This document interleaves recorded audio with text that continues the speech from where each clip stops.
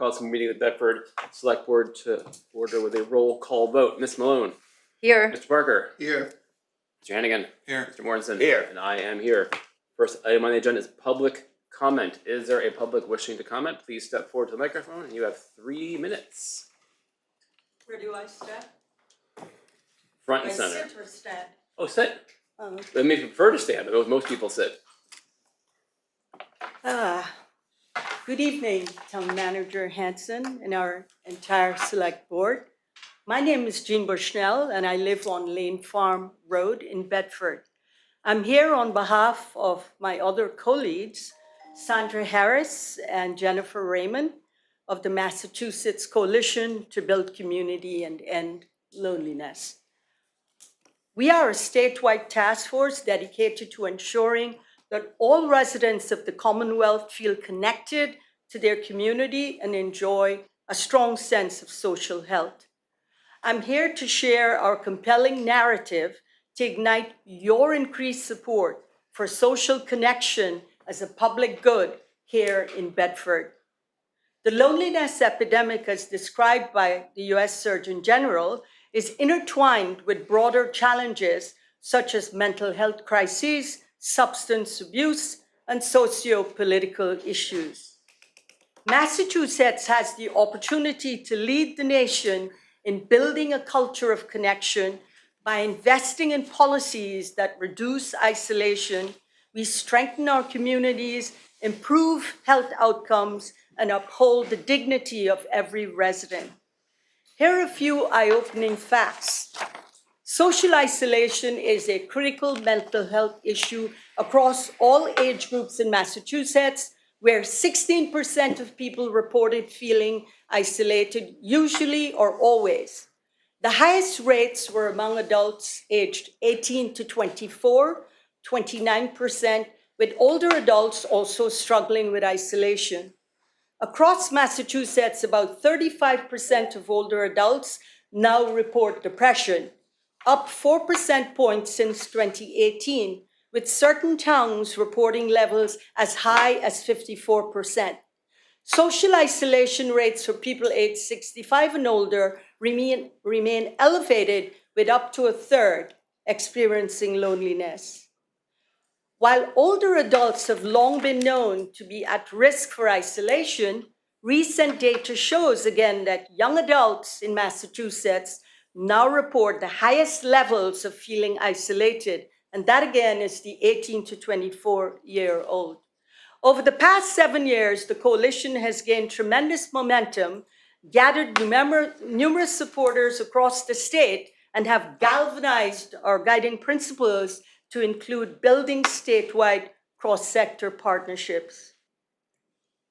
Ending loneliness requires a certain kind of character, not just in individuals, but in us as a collective. I'm proud of all the efforts in Bedford to create more kindness as a stronger sense of belonging in our town. Just to name a few efforts. I'm gonna let you go kill another minute, but we're at time, but keep going for a minute, please. Okay, you want me to wrap up? Yeah. The Rotary Club, working with the Library Middlesex Savings Bank, offers free monthly community dinners. I've been meeting with Jackie Barmashi, our public health nurse, and others to understand what are we doing in Bedford to create a stronger sense of community and loneliness. I call upon you to celebrate Good Neighbor Day in Bedford. Our hope is that you will bring more departments together for a project during Good Neighbor Day. This is September 26th through the 29th, and the actual day is September 28th. We could install a couple more happy to chat benches. Our hope is that you will look into some strategies to celebrate this day of connectivity. The happy to chat benches, really, all they have is a sign on them, and the sign acts as a social cue, a gentle nudge that makes it clear you're open to conversation. Research shows these benches encourage emphatic communication. This is simple small talk, which helps people feel more included and connected. I'm proud to live in Bedford, and I hope you, the select board, and you, Town Manager Hanson, will really, really get excited about Good Neighbor Day to bring our community closer together where people feel truly valued in Bedford. Thank you very much. Thank you very much. Thank you. Thank you. Anybody on the screen, Mr. Hanson? See, no hands Anybody else raised. in the room for public comment? Moving right along, agenda item number 2, public hearing. Attorney Pamela Brown. Should we move to open? I'm gonna get there in a second. Sorry. Thank you for the reminder. Is there a motion to open the public hearing for the Aquifer Protection District Special Permit? So moved. Mr. Handing has Second. moved, Ms. Lone is seconded. All those in favor, please say aye. Aye. Any opposed or abstentions? The public meeting is open, 500. Take it away. Thank you. Hopefully this one will be quick. We do these every, 5 years or so. I think the last time I was here on Aquifer Protection Special Permit was probably for MITRE. But similarly, this is an application by ABRE for the new Life Sciences building that's being constructed at 45 Crosby Drive. They've got a couple of pretty good sized generators that will store diesel fuel, which triggers this application. Almost all of Bedford is within the Aquifer Protection District, one zone or another. In this case, there are 2 generators with associated diesel fuel tanks. They're pretty large. They're I've already forgotten the number, about 3,500 gallons tanks. One of them is actually for life safety. The other one is for building continuity with this kind of life sciences kind of manufacturing work. We'd like to be able to maintain operations, whether it's refrigeration or ventilation, those kind of things. Pretty common these days. These are cat enclosures. They're literally big boxes. They're locked. The generator's integrated with the tanks. I did submit a clarification memo because the exhibits actually show a reserve or a secondary containment capacity, whereas it's actually the tank capacity. So there's 3 numbers that are demonstrated in my follow-up memo. So the tank capacity itself is 3,452 gallons. The max that the tank will allow you to fill it is 3,106 gallons, a little bit less. And then the secondary containment is almost 3,800 gallons. So the purpose of all of that is to make sure we're meeting the criteria of storage of 110% of the max volume. That's it in a nutshell, but I'm happy to answer any questions. Any comments from the public in this public hearing? Or on the Zoom? No hands raised. Okay, from the board, Ms. Malone. In the material, it talked about tenants will apply for their own. How many tenants are there? So the space is designed for up to 6. We expect, but again, what's being constructed now is a shell, and as tenants come on board, they can take sort of one slot to, think of even the Blake Block, take a shopping center where you've got boxes. So they're demising walls, but the tenants will fit out their own space. So if you get a larger tenant, I doubt anybody would take the whole building, but they might take 2. It won't be more than 6, and it will depend on what they're doing and what they're storing. But since we don't know that, we can't really apply at this time for. Okay, so my next question would be, we don't know yet if they all will be applying for special permits for hazardous materials or anything like that, but let's assume that all 6 would want to, is that a concern? I was Do you not know what I mean? prepared for that question. I'm not sure. It's pretty standard, but the way that, their space would all be inside, which should be of less concern. And typically what happens with the tenant fit out is if they've got, say, liquid flammables, the space would be designed, I call it a bathtub, but so that if there were a spill, it's not going down drains unless it's intended to be containment of the hazardous material. But it would be contained within the floor and not be leaking outside. So whether it's kind of like a curb or a depressed floor. There's a number of ways to design so that if every single canister of hazardous materials were to leak at the same time, which is highly unlikely, obviously, that there would be sufficient containment, again, meeting the 110% criteria. Thank you. Mr. Parker? Yes, Pam, I just want to be clear on your memo. You indicated that there would be 2 tanks that have a capacity of 3,452 gallons. And then when you clarified, you said it would only be filled up to 90%? Correct. 3,100. So you're really, yeah, so you'll have, hypothetically, if both tanks were filled to the brim, they would 62. be at, yes, about 6,200. 6212, okay. Yeah. That's all I want to do is clarify that. Mr. Hannigan? I didn't have any questions. Mr. Mortensen? No questions either, I support this. I also have no questions. Is there a motion to close the public hearing? So much. Mr. Hannigan has moved, Mr. Powell is second. Powell. Second. Mr. Parker is seconded. Whoa. All those in favor, please say aye. Aye. Any opposed or abstentions? Public hearing is closed. Is there a motion on the actual Sure. thing, which is Do you have to make a vote, or motion? do you want me to- Okay, yeah, I move that the select board grant a special permit under Article 11.4 Aquifer Protection Districts of the zoning bylaw to Abre, 45 Crosby Drive LLC at 45 Crosby Drive, Bedford, in accordance with and as outlined in the special permit request, subject to the following contingencies. 1, submission of a contingency plan for hazardous wastes. 2, obtaining a biosafety permit if applicable. Second. Mr. Mortensen has moved. Mr. Parker has seconded. All those in favor, please say aye. Aye. Any opposed or abstentions? We approve 5-0-0. Is it aquifer or aquifer? I guess it's like tomato or tomato. Well, there's a right answer. I say apricot, so who knows? So it's like, thank you very much. Thank you all. See you in a couple years or before then. Yeah, see you in 5 years. Because one public hearing wasn't enough. Here we go again.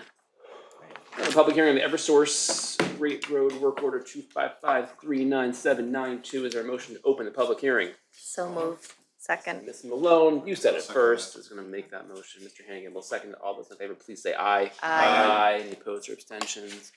Meeting is open 5-0-0. Welcome. Thank you, Mr. Chair. David Manugian, Public Works Director. We think this one's pretty straightforward. This is a grant of location request from Eversource to allow underground electric connection to the new fire station. So this will provide electricity for heating, light, and power at the site.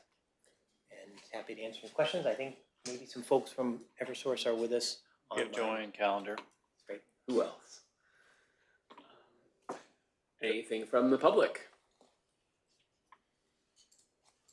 No one online? I think that fire station needs power, so I'm glad there's no opposition yet. Ms. Malone, what do you think? Any questions? Nope. Mr. Parker? Sure, so what's the schedule of this work? I'll defer to Joanne on that. Excuse me, good evening.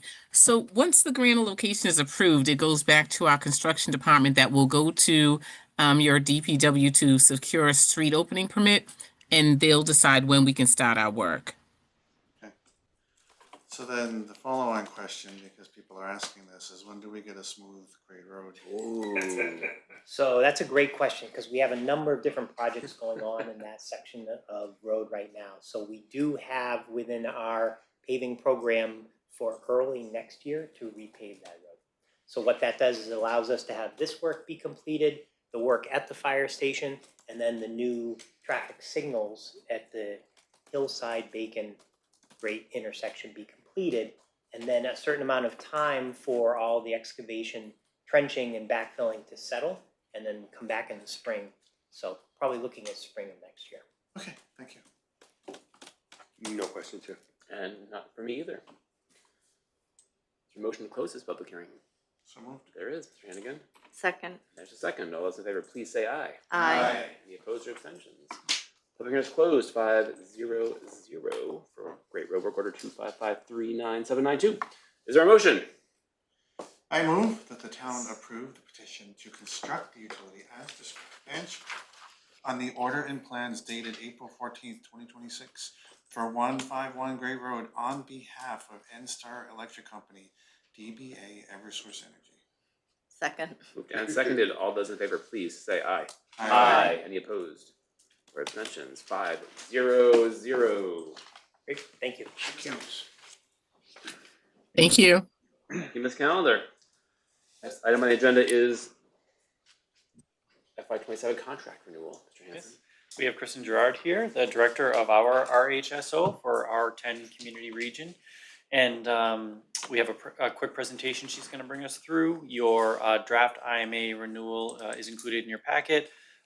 This is a tradition we have every year for the last few years to do a public renewal, brief presentation on what the RHSO works on, and then the board blesses the 1-year extension essentially of the contract. So Kristen, I'll turn it over to you. Great, thank you. Thank you so much for the introduction, and it's so nice to meet you all and see you again. I'm Kristen Guichard. I'm the director of the Regional Housing Services Office. Many of you might be familiar with Liz Rust. She was really the creator or co-creator of the RHSO, and I've been working alongside of her over the past year as we transition the directorship of the Regional Housing Services Office. So I'll give a brief update. Hopefully we can move along quickly as the past 2 applicants that were in front of you. But I thought it would be nice to kind of just go through again as a reminder about what the RHSO does, the leadership structure, some of the services that were provided this year to Bedford specifically, but also as a region, and then our year ahead and what we're looking at in the coming year.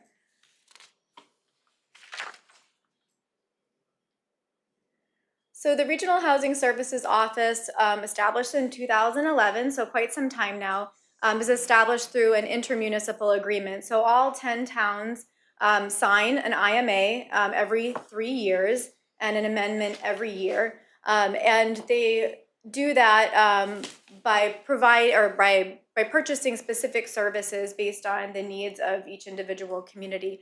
And the IMA sets forth the town of Concord as the lead community who provides the services such as like IT, support for RFPs, because all of us are private contractors, so they do that every 3 years. They also do the payroll and the whole procurement piece with the RFPs. They provide the office space and even the cleaning of the buildings, all of that. So every community pays a little bit to Concord to help providing those services as the lead community. And then again, each community decides how much support they need, and they purchase hours to help fulfill that support. Next slide, please. So there's different levels of leadership and oversight of the RHSO. There's the select board of each town that signs the IMA. Then we have the leadership meeting annually with all of the town managers of each community, which we just did about 2 weeks ago, I'd say. And then there is an advisory group. So we have Eric Salerno, who's a member of the advisory group for the town of Bedford. And we meet quarterly with someone that's designated from each community to talk about any regional efforts, anything that's going on within the RHSO for updates, new staff, or maybe new website, which we're working on. And our annual budget process is probably somewhat similar to yours, right? When you feel like you're tying one up, you're moving right into the next year. So we base our budget and estimated budget based off of previous work plans and any foreseen developments that might be coming down the line that you may need assistance with, housing production plans, things that you may need as a community in the coming year. So we try to project that and help set that plan moving forward. And then around the September to September timeframe, communities are making their budgets, asking for funding through CPA, and putting their budget requests in. We make adjustments as needed because there's that RFP process. Sometimes we don't always know in an RFP year what the level of rates are going to come in at. So we're projecting those. And then we get to May, June, where we are here. We have our final budget that's in the IMA in the back there. And then we would be sending invoices in July. So that's kind of just our typical cycle that we go through every year. So each year we also do 2 status reports. So we have our annual status report, and our semi-annual status report, which we post on our website and provide to the communities. It's a very extensive report itemizing how many units are being monitored, the different type of work that's occurring in each community, and really breaks it down by tasks. And we also do our monthly tracking of hours. So depending on the community, we track every hour and every task depending on by community. And then any funds that are not used or any hours not used by each community, it carries forward to the next year. So that gets reflected in your invoice for the following year. We also have monthly status meetings with the lead community. So after we meet with Concord to talk about Concord specific things, every month we talk about anything related to the RHSO that they may need to address or assist with.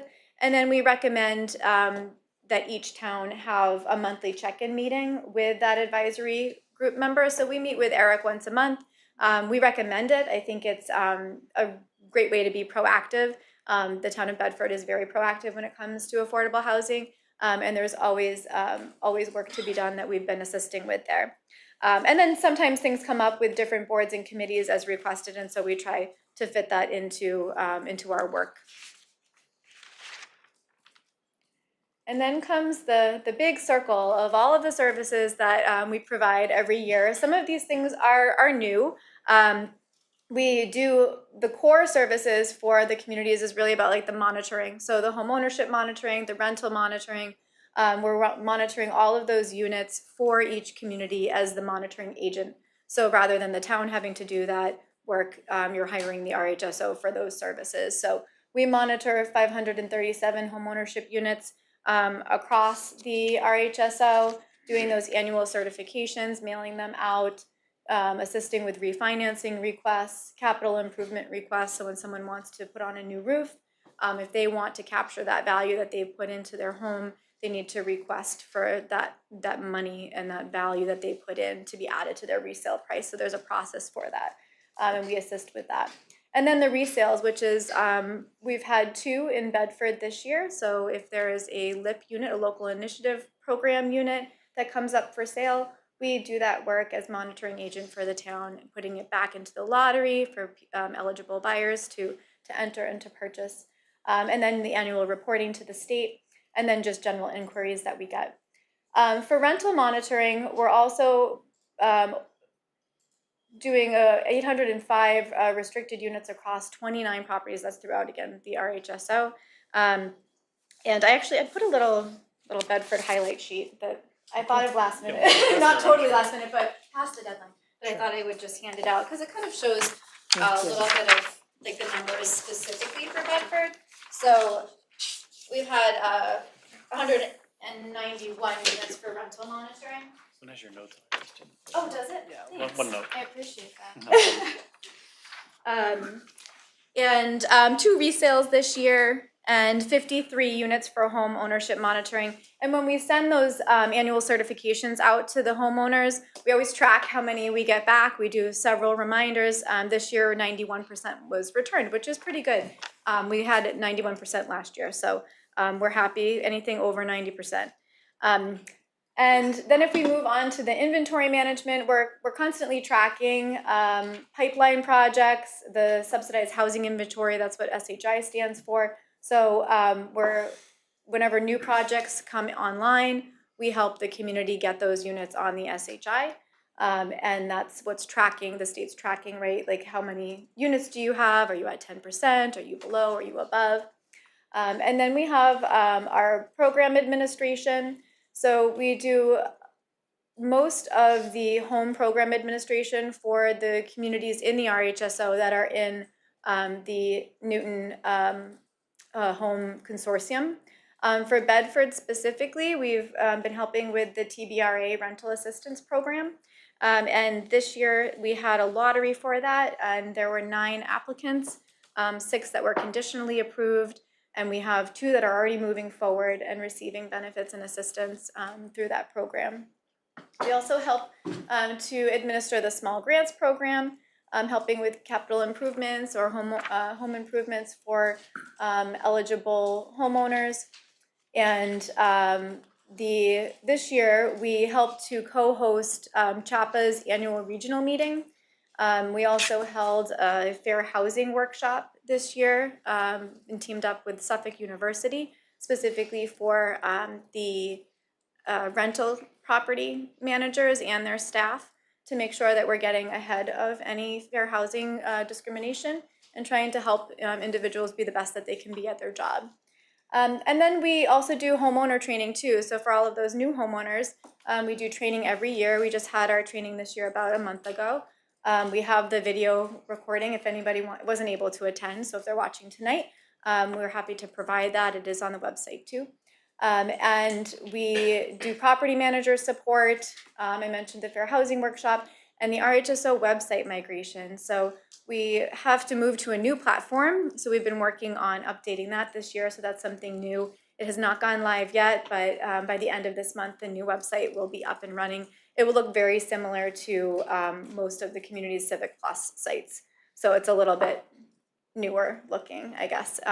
But some of the functionalities that we had previously for the units won't be on there, but the main development data will be on there, which is what most of the communities use.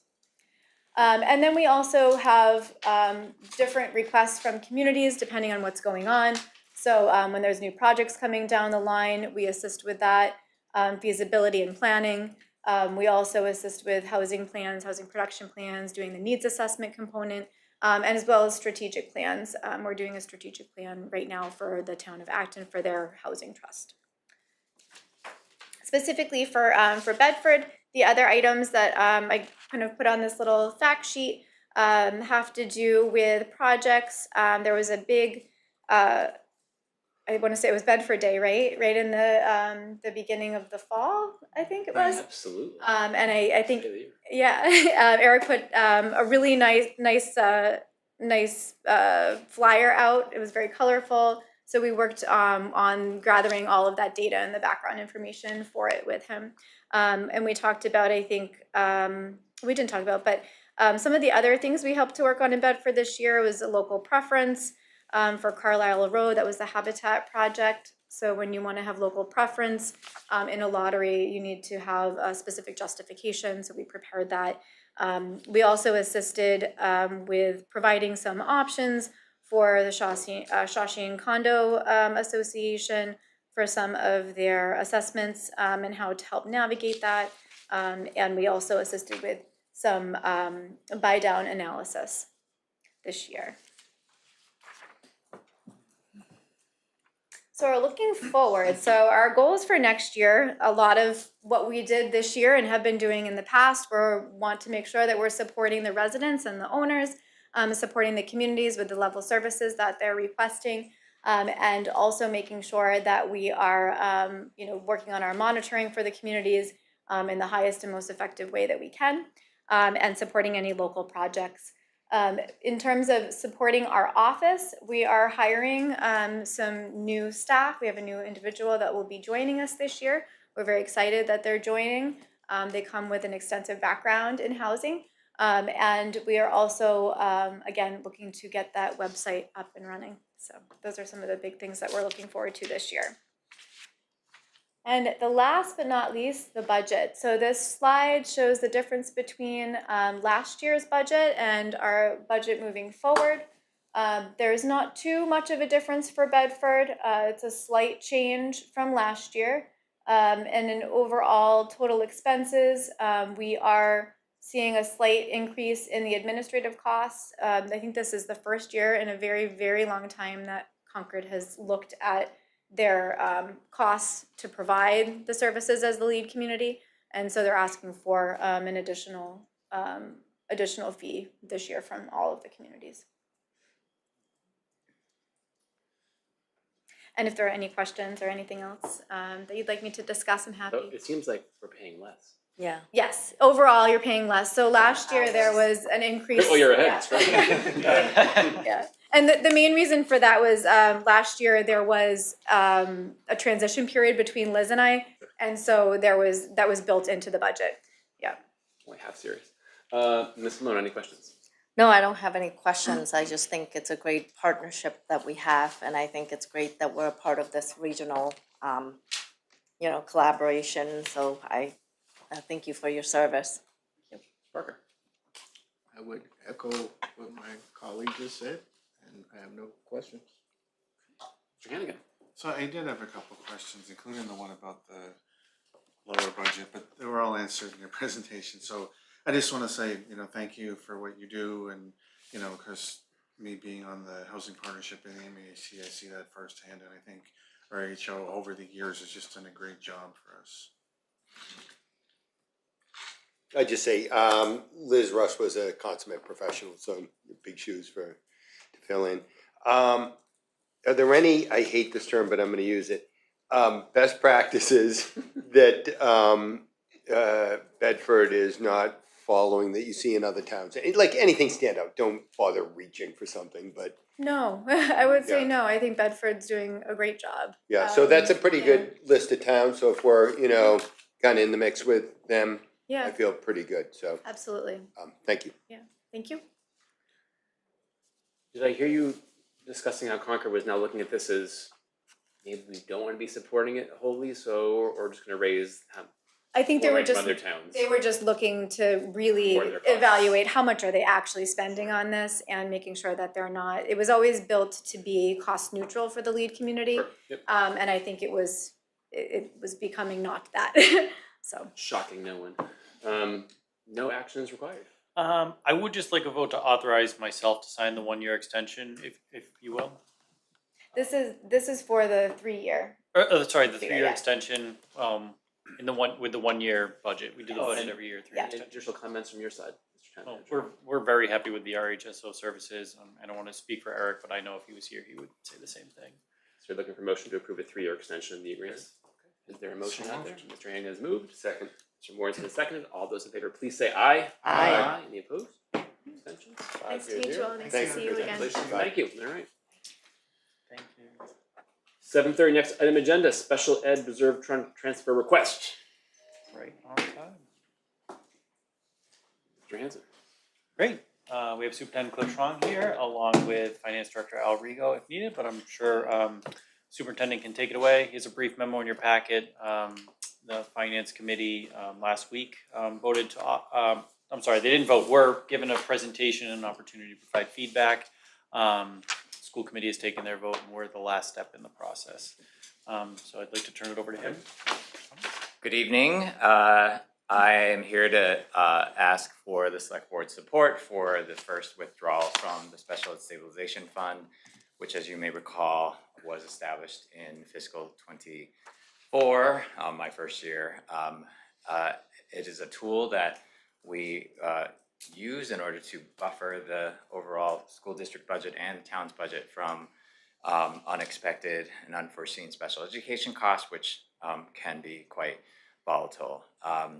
This past year, the school committee in the town voted on and approved a budget that relied on up to $350,000 from the stabilization fund. We have been managing the cost very closely this year, and we are asking for an up to $250,000 withdrawal from the stabilization fund to close out this fiscal year. We were hopeful for it to go down even lower, but we recently got news that the state legislature did not support full funding of the circuit breaker transportation reimbursement at 75%, which would have yielded another $100,000 and pushed down the need to use the reserve fund further. We have gotten word that they intend to fully fund it for fiscal '27. So we do expect that we will need most of that $250,000 to close out the school year successfully. Per the policy that the Select Board and the School Committee approved in, I think it was spring of 2024, the withdrawal from the fund requires a vote of the School Committee, consultation with the Finance Committee, and a vote of the Select Board. The School Committee voted on June 9th to approve the withdrawal. We consulted with the Finance Committee on Thursday, June 11th, and we're here tonight to ask for your vote of approval to execute the withdrawal.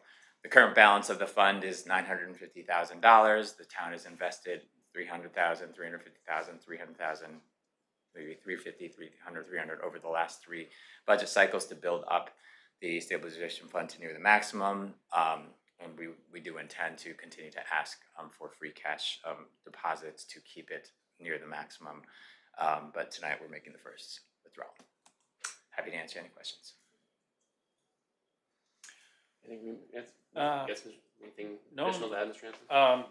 I'll just note that towards the end of the memo, there's 4 itemized categories where it shows where the specific overages were and how some of the overages being offset by their surpluses and other lines, and then this is sort of the remainder of that. Nope, this vote tonight's in accordance with your policies and at your discretion. Ms. Malone?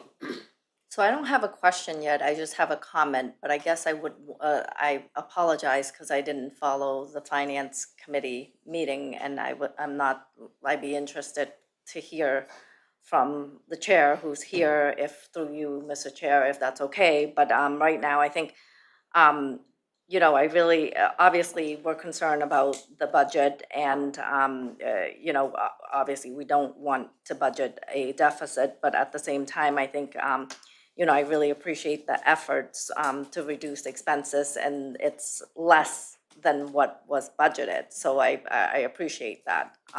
But I'm just interested in hearing, you know, it seems like the finance committee didn't take a vote, but interested in just hearing a bit in terms of what the finance committee thinks.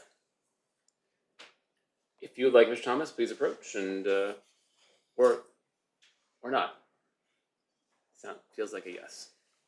Well, I'm never gonna turn down a direct request from the board. Big time over here, Mr. Thomas, big time. Waiting for this vote. A vote from the finance committee is not part of the process, so there was no vote taken. There were questions asked. We're looking ahead for future years. Nobody was jumping up and down with waving a red flag saying we're in trouble. So, to the best of our judgment at this point, this is a fine thing to do to keep us out of trouble down the road. Great. Is that what you're looking for, Ms. Moore? Was there a verb used? Was it a consult with the finance committee, advise? There's something we really persevered over that word a couple of years ago. I don't remember what we landed on, so I'm glad that you were consulted, asked, discussed with, approached, you know, whatever we said. We were consulted. Consulted, okay. And no red flags are waving. Excellent. Not yet. Not yet? Okay. Not well, ever. Well, you have 2 more minutes. I have no other Spark, questions. Any questions? So this is the select board policy, and the school committee approved it on the 9th, you said? And I guess the finance committee has been consulted, so I don't have any questions. Nice. Mr. Hannigan. Yeah, so thanks, Cliff, for coming here. I'm wondering, because normally when I think of stabilization fund, it's not something that's typically used. And I see the categories of what, you know, amounted to the 250, but I'm wondering what makes this year unique that we wouldn't see this type of thing repeating in future years using this fund. We actually, the school committee and the town did approve a budget for fiscal 27 that also relies on use of the stabilization fund potentially. I think the major issue is the fact that the state legislature has not been reliable on some of the reimbursements that are built into the law. We are trying to be very, very conservative in terms of revenues that we might receive but don't have yet in hand. For example, we are expecting another $200,000 to offset the special education costs at Hanscom for our Hanscom Air Force Base students. The legislative process has not yet been completed, so we do not feel like we could rely on that funding as part of the fiscal 27 budget request. We are actually very hopeful that we will not need to rely on the stabilization fund next year if the things that we are anticipating actually do break our way. But as we just found out last week, you never have any guarantees. So the stabilization fund is designed to be that buffer. Particularly for this year, we had 6 placeholder sort of out of district placements that were not yet finalized at the time of the budget. We ended up with 9. As you may know, each placement can be quite costly. So there's no way to fully project what will happen in a given year. And at the same time, we don't want to be build in too much buffer and then, you know, sit on a surplus that, you know, again, is within the bottom line of the school kid budget, nor do we want to be to the other direction. So we're trying to split the difference and use the stabilization fund as the buffer it is intended to be, so that we can be transparent about what we built into the budget, but also transparent with the community that we cannot fully predict or control these legally mandated costs. Yeah, and I can appreciate, I mean, certainly, I think the idea of being transparent with the community, I definitely think is a good goal. My concern is that if we keep building in budgets that use a stabilization fund that really is not really a stabilization fund, it's just an adjunct to the budget. So I mean,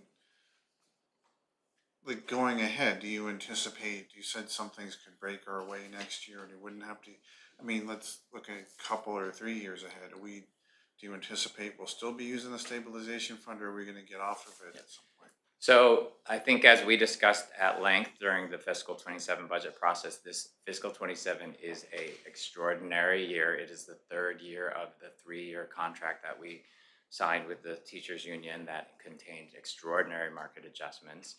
At the same time, the finance committee, looking at the broader town forecast, reduced the guideline that we had been working towards throughout the year. The team had been working towards a 3.5 guideline. Turned out that we needed a 2.5 guideline. So the school committee and staff worked as hard as we could to push down the overall budget increase. We landed at 3.08%. The town decided they didn't want fees, so it ended up being higher than that. But what we presented to the town and the select board was a 3.08%. But that was predicated on some of the draw on the stabilization fund, again, trying to balance the reality of special education costs and the lack of clarity around whether we could count on certain revenues. We decided again to be transparent about the fact that we do think we would have a good likelihood of getting these additional revenues, but we don't want to build them into the operating budget. So I am hopeful that we will not need to use the stabilization fund as an adjunct in fiscal 28, because I am hopeful that the labor costs that we land on will be much less pressurized than they were in fiscal 27. But we are clear-eyed about the fact that likely the guideline will be no higher than 2.5% for the foreseeable future, so we have to readjust to that. Cannot predict the future. We don't want to rely on the stabilization fund regularly, but the structural fixes to, for example, the additional costs that we incur for serving Hanscom Air Force Base are still in motion. If the structural fixes that I've been working on with the legislature come through, then we can rely on that funding as part of the operating budget in a way that we can't right now, because it's proposed but not yet approved. I'll obviously fully update the community and you all as we undertake the fiscal 28 budget. We'll see, but the hope is that we don't rely on the stabilization fund. We have moved from reliance on the finance committee reserve process, right, while we built the stabilization fund, and now we are moving to what we think is business that should be standard business, which is if there is an overage driven by unforeseen special education costs, that we rely on the stabilization fund, which is built for that purpose. Okay, thank you for that. And so what do you think the hang up is in the legislature? I've been trying to reach one of our representatives to understand why we were assured pretty much by multiple, like everyone is expecting for circuit breaker to be fully funded like it was last year. If you recall, last year we were expecting up to a $1.5 million reserve fund transfer from the finance committee in order to take care of the second year of the year before budget overruns on special ed. We ended up only needing $475,000 after a lot of cost control and the legislature coming through at the last minute with $300,000 of additional transportation funding, if I recall correctly. I don't know why they chose to not fund the supplemental fiscal 26, but to fully fund, as I'm told, the fiscal 27. But the legislature at the end of the session typically does a lot of things very quickly, and I don't know what decision points the conference committee considers, but it is disappointing. I'm hopeful again that we can count on it more in fiscal 27, but we didn't. So part of the reliance on the stabilization fund for next year's budget is the fact that we did not budget fully for the 75% transportation reimbursement because we don't think we can count on it with surety. Now that if it comes through, then we can pull that back and not have to use the stabilization fund, right? So, but it's a balancing act. So our approach is just to be fully transparent about what we're relying on and what we're not, and what has come through and what hasn't yet. And we tried to strike the balance, the committee, you know, and the team. Okay, thank you. Yeah. Mortensen? Man, this can get complicated quickly, trying to follow the bouncing ball. You and I have talked a little bit about Hanscom and funding from the legislature. Is that what you were referring to? You don't know how it will break and when? Yeah. So there is a earmark that has been approved. We received as a town $200,000 of earmark funding for fiscal 26, which we processed in recognition of Shawshing tuition this year, right? What is approved, at least in the House side of the sum budget, is $400,000 for next year, $200,000 to cover the Shawshing tuition situation, and I advocated for the special ed out of district in the same way, because the sort of structures in place for federal and state subsidy of the Hanscom partnership that we have at Bedford High School does not contemplate these out of district placements. So that's the second $200,000.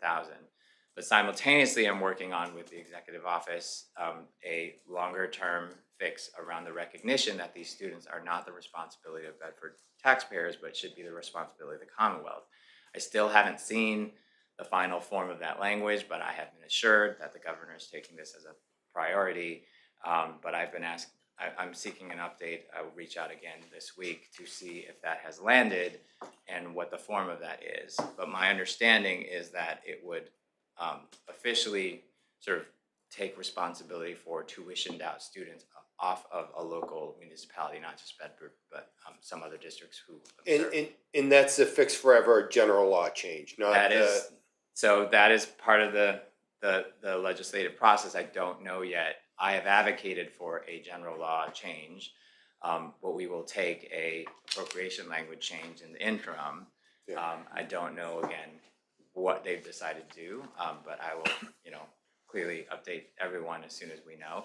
But we, again, it's not something we can count on, but I'm hoping it will be for fiscal 27. Yeah. But for fiscal 28, I'm hoping it's in place and that we understand the architecture of that so that we can build that into the fiscal 28 budget process. And you were kind enough, I forget when exactly we spoke offline, you and I, and you helped me understand that once. And I hope that offer is still outstanding, because Yes. I'd like another offline conversation so I can keep it Yes. straight. So I support this, by the way. That's it. That was it? Thank you, Cliff. Okay. Current balance $950, you're gonna spend $250. How much are we putting in this summer? We put, the town voted to approve 300 to get it to 950. I don't know if it's in yet or if it wouldn't- goes in on July 1. It's not in yet, right? So it's probably 650 and then it turns into 950. Yeah, July 1st, it'll go in and then out. Yeah, Or So well, if we no, give it's this to coming out you and then okay. you get the deposit, the balance will be $950 on July 1, It'll be 700. Yeah. 700. Because it's And 250. what's the statutory limit of that? It's 2% of the overall budget. It's is a that correct? 2% of net school spending. We actually asked, did I forget to bring it today? Did we do the change already? I think we talked about you Did I gonna supposed to present bring it it to today? FinCom. No, I didn't have it on the agenda. We haven't like really discussed it. We Oh, okay. At a high level Because discussed. the committee approved, I think I was supposed to bring it today, I'm sorry. The school committee did approve a series of fiscal policy changes, including just substituting the $950,000 cap in the joint select board school committee policy to the statutory 2% of net school spending, which is roughly 1 point and change. But that will keep on going up, right? That's which is Yeah, fine. and, and so we, I think maybe I forgot to. Okay. work with We can you. put that on the next agenda. So there's some space in between. Yeah, yeah. Is it still your goal as a committee to get that fully funded to 2% Yeah. over time? I would anticipate that next year's fiscal 28 budget request will include a request for additional investment to get it up to the full amount. I mean, listen, since this fund's inception, we've heard the question Sean asked, is why are we just building the secondary funding structure? Why don't we just give it to you? well, because we can control it perhaps, and I think there's arguments on both sides. Same thing with the technology plan. Why do we give it the capital and not give it to you? It's the same. It's all the school's money, but it's coming from different directions, as we all know. So I fully support it. I've advocated for this town meeting, I think, 3 years in a row. Thank you for asking. I'm inclined to say yes, as long as the motion is made. In accordance, Go ahead. you wanna go? You can In talk. accordance. Wait, so sorry. I move that the select board vote to approve a request to transfer up to $250,000 from the special education revenue fund to the school department operating budget as presented. Second. Moved and seconded. All those in favor, please say aye. Aye. Any opposed or abstentions? 5-0-0. Thank you. Welcome. Thank you, Cliff. Next item on the agenda is Year-end year-end transfers. Also exciting. Mr. Chair, we have Al Rigo, our Finance Director here joining us as well, in case you have any questions. Folks, this is a sort of a joint memo, something that he and I both work on, or the Finance Director and the Town Manager, I should say, each year. Al also presented this to the Finance Committee last Thursday. And just a reminder about year-end transfers before we, jump into the specific line items. These are transfers not out of one specific fund, like a stabilization fund or a revolving fund. They're transfers from one department to another within the general government side. Just because of the way we vote things at town meeting, department level budgets, mid-year, I can't take from the police department and give to the fire department if one is over and one is under. However, through the Municipal Modernization Act back in 2016, we can do that now through a simple vote of both the Finance Committee and the Select Board. So that's what we've been doing for a number of years now. And I guess before jumping in, do you want to add anything to the intro, Al? It's pretty straightforward. Like Matt said, it's not an increase to the budget. It's not a reserve fund transfer. It's just moving some surpluses around to cover some unanticipated deficits. And I guess I'll just, if you'll indulge for just a moment, Mr. Chair, this year, the big one, snow and ice. This is actually a line in the past.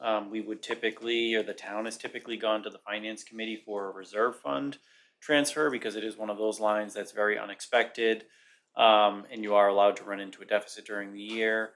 However, we had enough turnbacks, just interdepartmental turnbacks this year, that we were able to cover it just through this year-end transfer process rather than dipping into the the general Finance Committee Reserve Fund. So whatever's remaining in that fund will fall to free cash, and then whatever's left on the general government side after these transfers, that will fall to free cash as well.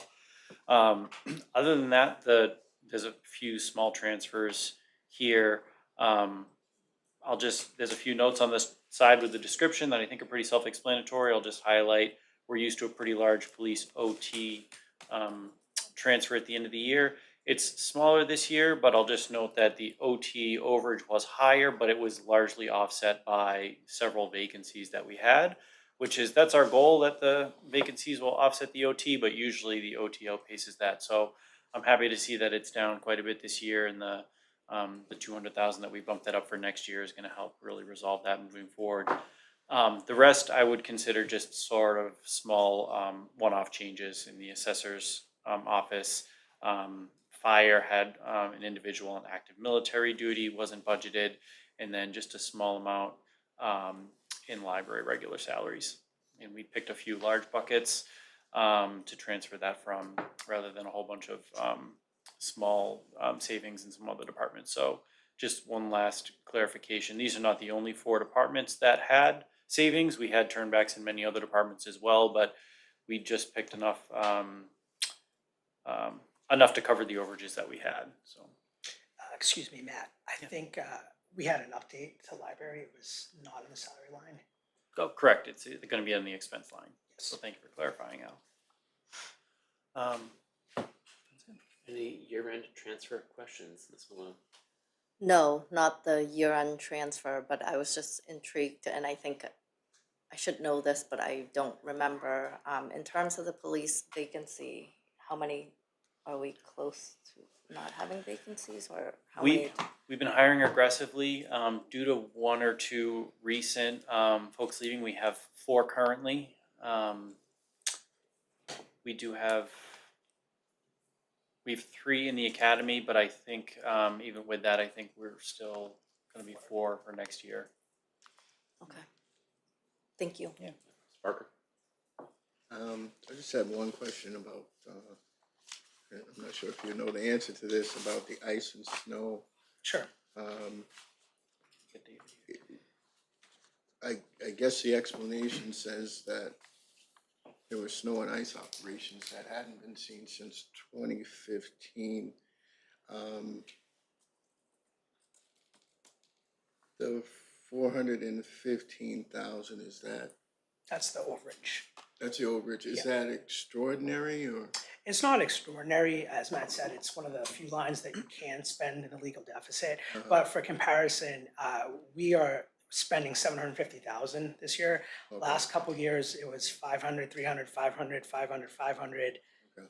1 million in fiscal 15. So it's, on expenditure side, it didn't get close to that, but it's been the highest since we've had for the last several fiscal years.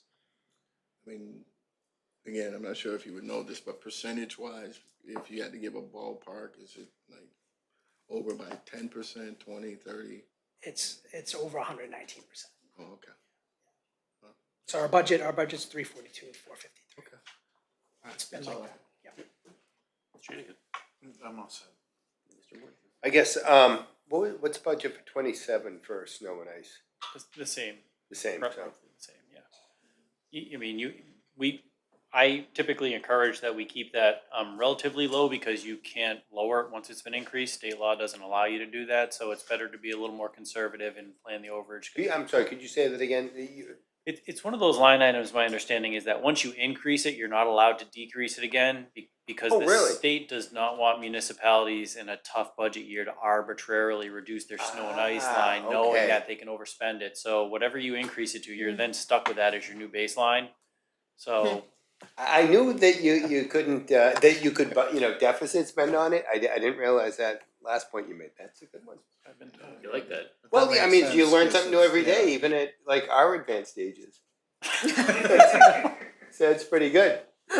Okay, that's No. super, now I understand that better. Just the one last comment since we're on snow and ice. I've spoken to many other town managers in the region, and almost all of them had like a 50% or a doubling of their snow and ice Also budget helpful. this last year. So it was a trend across, at least eastern Massachusetts.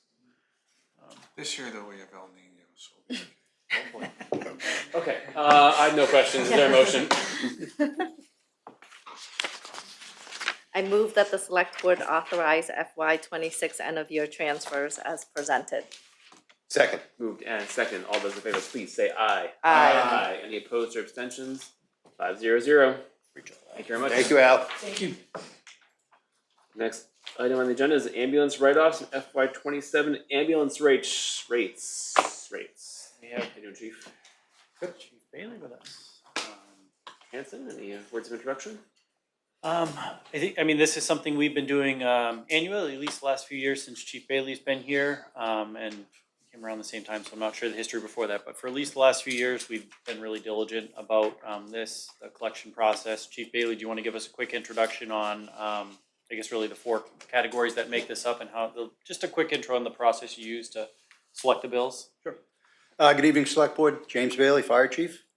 Our write-offs are based on 4 categories, as you can see.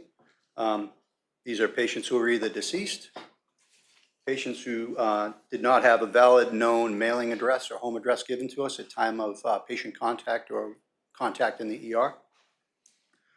Third is patients who use their Medicaid to the max allowed amount. And then after that, did not pay the remaining balance if there was one. And lastly, patients who did not respond after multiple attempts by coastal billing to pay the bills. This we're seeing, number 4, we're seeing a little bit more frequently for individuals who visit the United States or from out of state. It just makes it very tough to contact someone who's living overseas and try to collect a bill on them. So we're seeing a little bit more of that over this past year than we have in recent years. I've reviewed the list of the outstanding ambulance bills, and for this year, calendar year 23 to 24 to count through calendar year 25, we're requesting $23,458 be abated based on these 4 categories. Last year, based on the same 4 categories, the select board abated $25,130.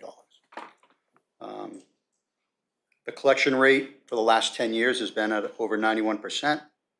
And this policy has been in effect since May 21st, 1991. And it's been the policy of the select board to, on an annual basis, review the bills and offer their recommendations for abatement on what is recommended by the fire department. Next thing we have to talk about is ambulances, but it's 2 separate things, so I don't know if you wanted to go and have a vote on that, or you want to vote on both. Let's do them together afterwards. Okay. So secondly is our ambulance rates. In fiscal year 13, the town transitioned to an enterprise accounting method for the ambulance service. Since that time, we review our annual rates and compare them to the local communities of Billerica, Burlington, Concord, and Lexington, with the ultimate goal of providing a service that is both self-sufficient and less reliant on the tax levy. For the fiscal year to date, the town has collected approximately $1.5 million of revenue from the ambulance service. And we are estimating that next fiscal year, we will collect approximately $1.6 million. Upon review and analysis of this data, I am recommending an increase of 2.5% to help defer the rising costs of fuel and maintenance on the ambulances and other associated equipment that we use during our emergency calls.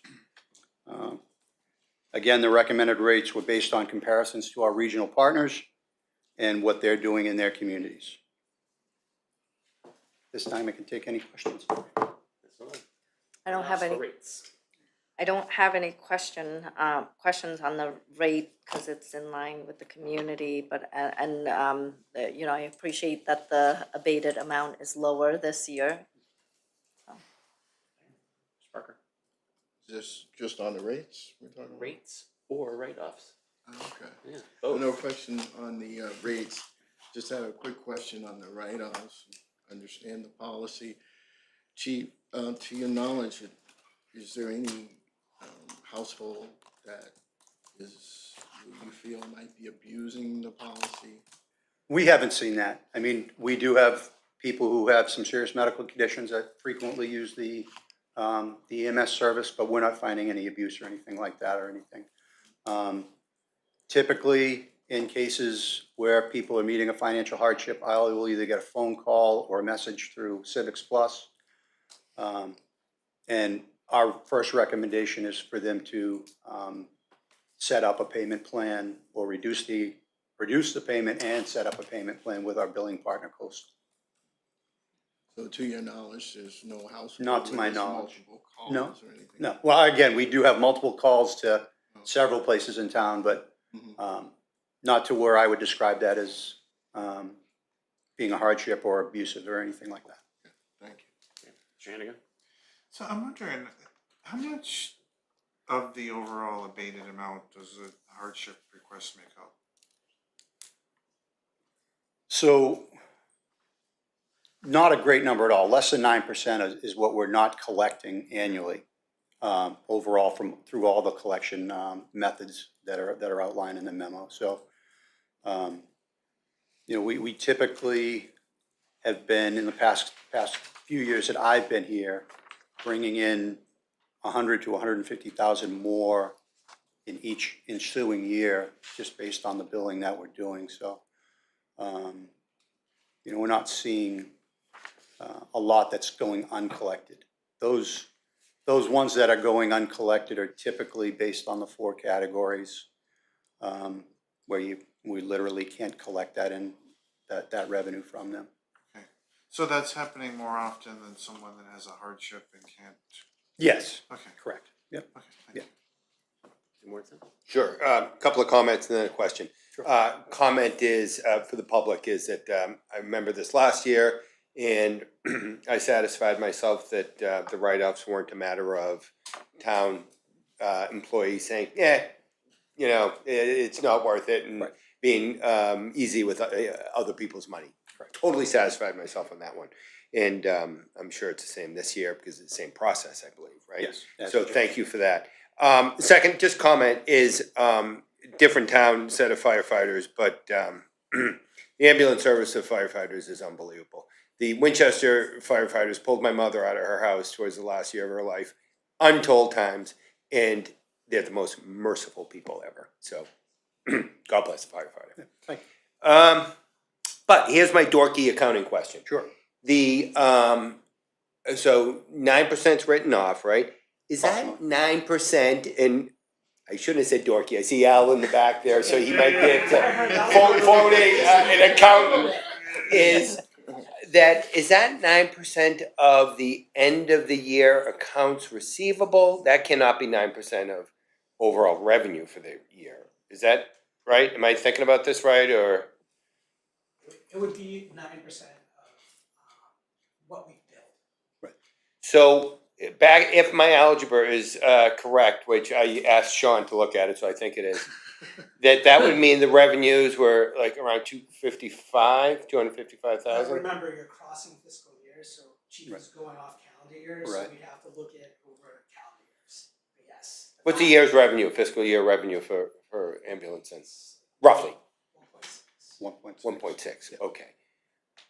So you're not doing, it's not 9% of 1.6 million, obviously. It's 9% of something, revenue side or balance sheet side? It would be on the balance sheet side. Okay, thank you. Just want to understand. Oh, no. Thank you. All right, well, I'm looking for two motions, one on the write-offs. I move that the select board abate the uncollected ambulance revenue from CY 2024 to CY 2026 and recommend that they adopt the account balance write-off and the financial hardships request as outlined in the memo dated June 15th, 2026 from Chief James Bailey. Moved and seconded. All those in favor, please say aye. Aye. Opposed or abstention? 5-0-0. And the rates. I move that the select board adopt the FY 2026 ambulance rates. 2026, 27. Sorry, that's a typo on our end, Terrence. I Should say understand. 27. Like that? Oh, yeah, that's Like awesome. that? Like that? That was me. All right, I'll try it again. I move that the select board adopt the FY 2027 ambulance rates as outlined in the memo dated June 16th, 2026 from Chief James Bailey. Maybe it's June 15th. Yeah. I'm killing it today. Yeah, Sorry. today, Moved tomorrow. as is amended and seconded, I think. All those in favor, please say aye. Aye. Any opposed or abstentions? 5-0-0. Thank you very much. Thank you. Thank you. Enjoy the evening. I am. Next item on the agenda, Mr. Mugian, DPW. Thank you, Mr. Chair. We have a number of items before you. I think we're gonna be starting with the water sewer rates, and we have a quick PowerPoint presentation to explain the rationale behind the rate increases this year. So we can get that started. If we move to the first slide, which is the agenda, I wanna touch on a number of different themes, particularly system trends and highlights, and go into the rate setting process, look at the expenses, what we're proposing for revenue, and then finish up with the standard residential bill. And then we can move to a motion. Which water tower is that, Mr. Mugian? That is our Crosby Drive. We drive. Yep. Look at that thing. Great, very nice. Spectacular. Very good one, yeah. So, want to start with our irrigation meters because the long-term trend in Bedford is for folks who have irrigation to move from a combined meter that measures both water and sewer billing to an irrigation meter. So what that means is, if you're using water for irrigation only, you get billed for irrigation only. And in the revised packet, so everybody should have got materials updated today, there was a typo in there. We are increasing the irrigation rate yet once again. However, it's cheaper if you're using that water for irrigation than if you pay the combined water and sewer. So as more people move to the irrigation, we see a slight decrease in sewer revenue because they're not paying for sewer that they weren't using. So we'll get into that a little more. The second trend that we're seeing is we're continuing to put up our automated read stations around town. We have 2 up. We're at about 55% of the town. So this allows us to get much more up-to-date information and work with residents when issues come up, because we can get information much more quickly. Bedford is somewhat unique in that it doesn't have any mandatory or voluntary irrigation restrictions. I don't know of any other town. There may be some out there, but I don't know of any others. So we provide a service that allows our residents to irrigate as much as they would like to. And so there's a cost that's associated with that. Over the next year, and Matt has mentioned this, we're becoming a fully served MWA water community. And so that will provide us some financial benefits over the long term that we're just now starting to recognize. And then finally, we're planning to move from 6-month billing to quarterly billing for residents. So as the Heard chair, that before. you Oh, have it's heard gonna that happen? before. Yeah, that's been Michael, my, you got that? so. On the record, let's go. Okay. Moving on to the next slide, I wanted to talk a little bit about the irrigation meters. This is a bar chart of the last 15 years, and we continue to have more of those irrigation meters. So as we measure our use, we look at more irrigation over time, and we plan for less sewer consumption over time. Next chart, next slide.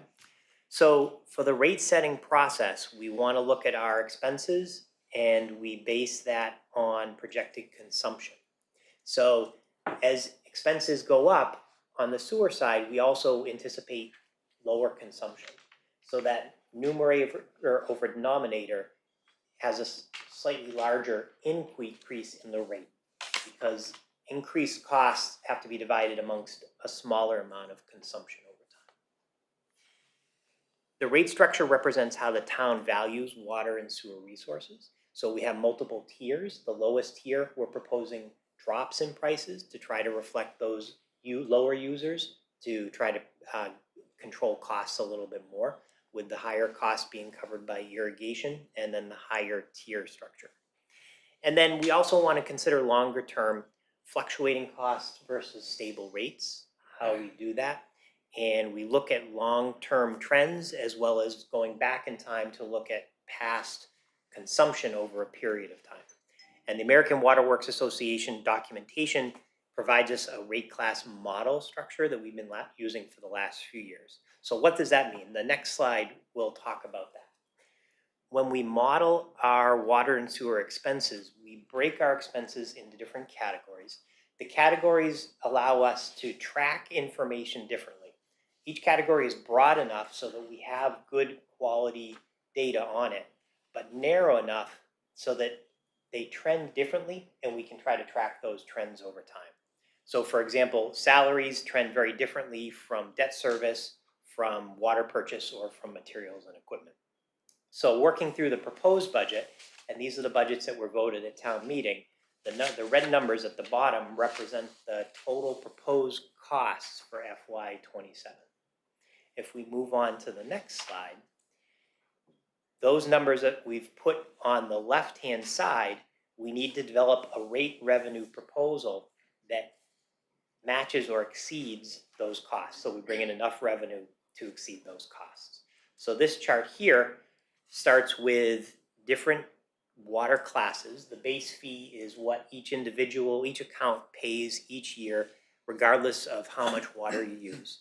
The tier 1 rate is the lowest tier. It's for 0 to 2,000 cubic feet. And then the tier 2 rate is over 2,000 cubic feet. And then on the water side, we have that irrigation rate. So the updated documents show that revised irrigation number of $16.90. On the sewer side, we have account-based fees, again, tier 1 up to 2,000 cubic feet, tier 2 above 2,000 cubic feet. And then with the sewer, we also receive money from Hanscom. Hanscom is kind of a unique situation. They get an assessment each year. So we can recognize that as revenue to offset the costs to the other customers. I'm happy to answer questions as we go along or hold them certainly. Let's pause for a second. This is good stuff. Ms. Malone? I thought I heard you said, and correct me if I'm wrong, for the restriction, Bedford doesn't have any restriction on the irrigation. That's correct. Why is that? And do we ever would consider on having restrictions? Sure, that's been a decision of the town. I believe it goes back to when Bedford joined the MWRA. It was discussion at the time that they would not put restrictions on residents for irrigation. And that's been such as it is for the last 35 years. But that could change. It could, it's purely a local decision. The MWRA has a vast water supply. They're in the business of selling water. They don't require any restrictions. They certainly encourage conservation, and they would work with us if we wanted to, but it's purely a local decision. So I could see some pro as to restriction, but what would be the cons to not having, like, to having restrictions? Like, if we were to consider it, what would be some things?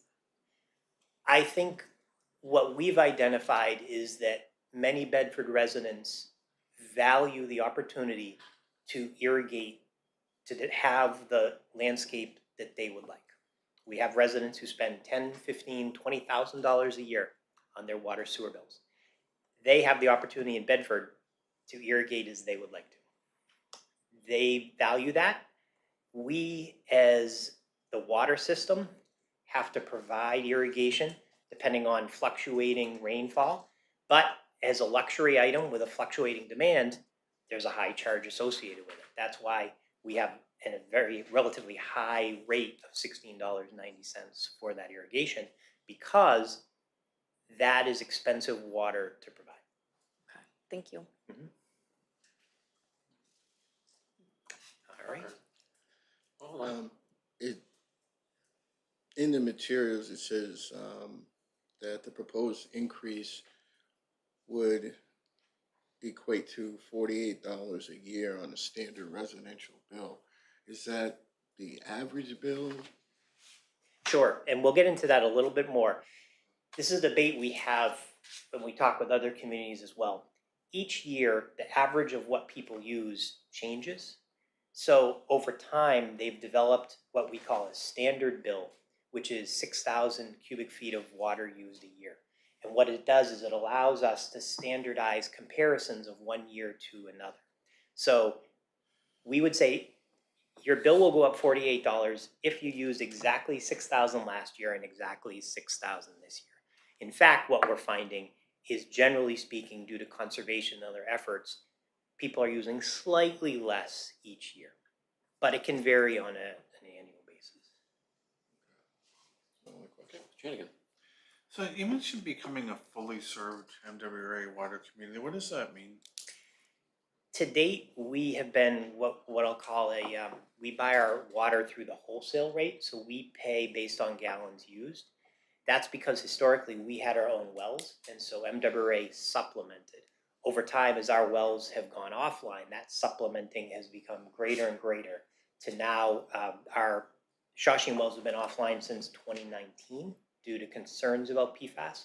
So we're 100% served by the MWRA. By becoming a fully served community, we change the model how we get billed so that we get an assessment, kind of like our sewer assessment, rather than paying by the gallon. In the long term, ultimately you pay the same amount, but it's a different model.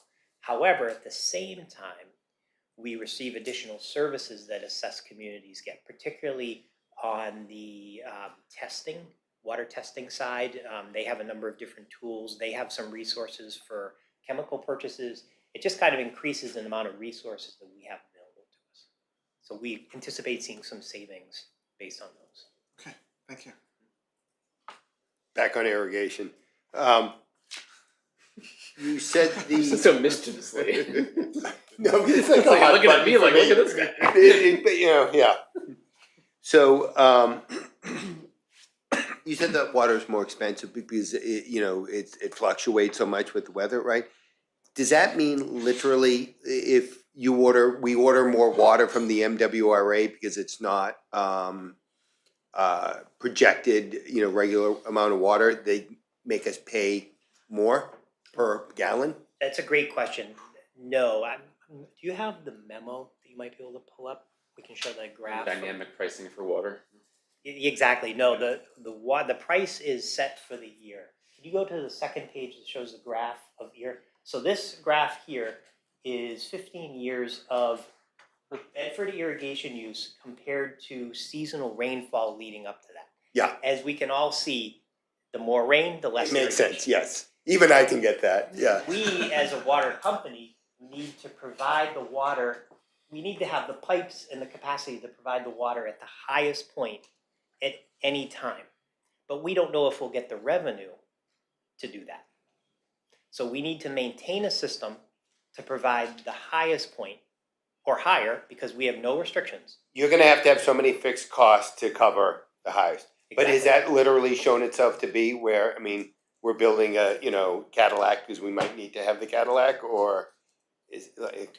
We have had situations in probably the late teens where we had pressure loss due to the amount of irrigation use. Because our water goes through Lexington, they were using for irrigation, we were using for irrigation. Our first concern is when we get to a certain amount of pressure loss, we need to make sure we have good pressure for fire protection. And we were starting to get close in a few sections of town. So historically, there have been a few times where we've come close to that.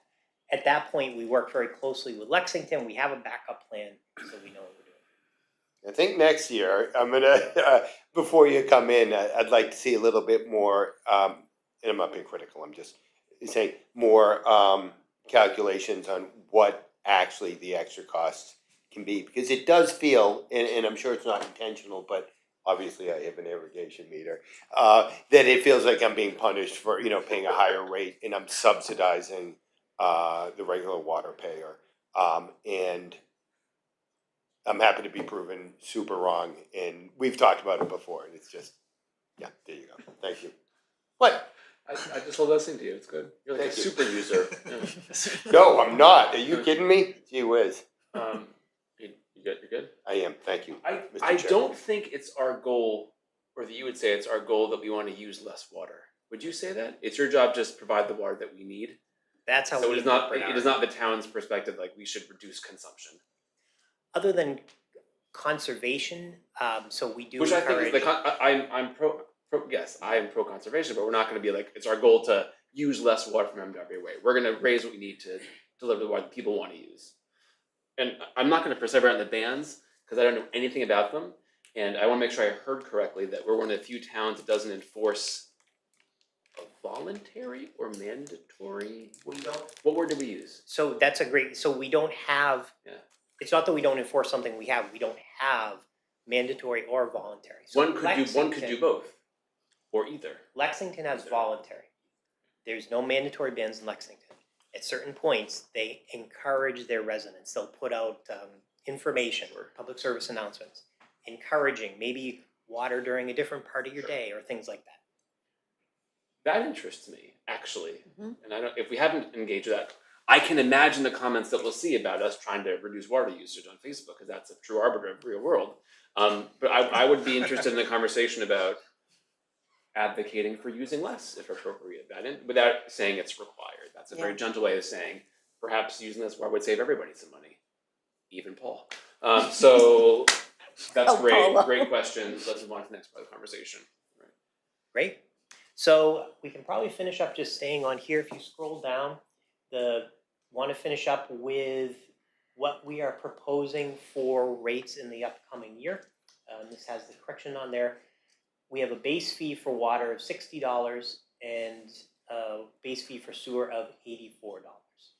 Now, the tier 1 rate is $1.80 per 100 cubic feet for the tier 1, and $13 for tier 2.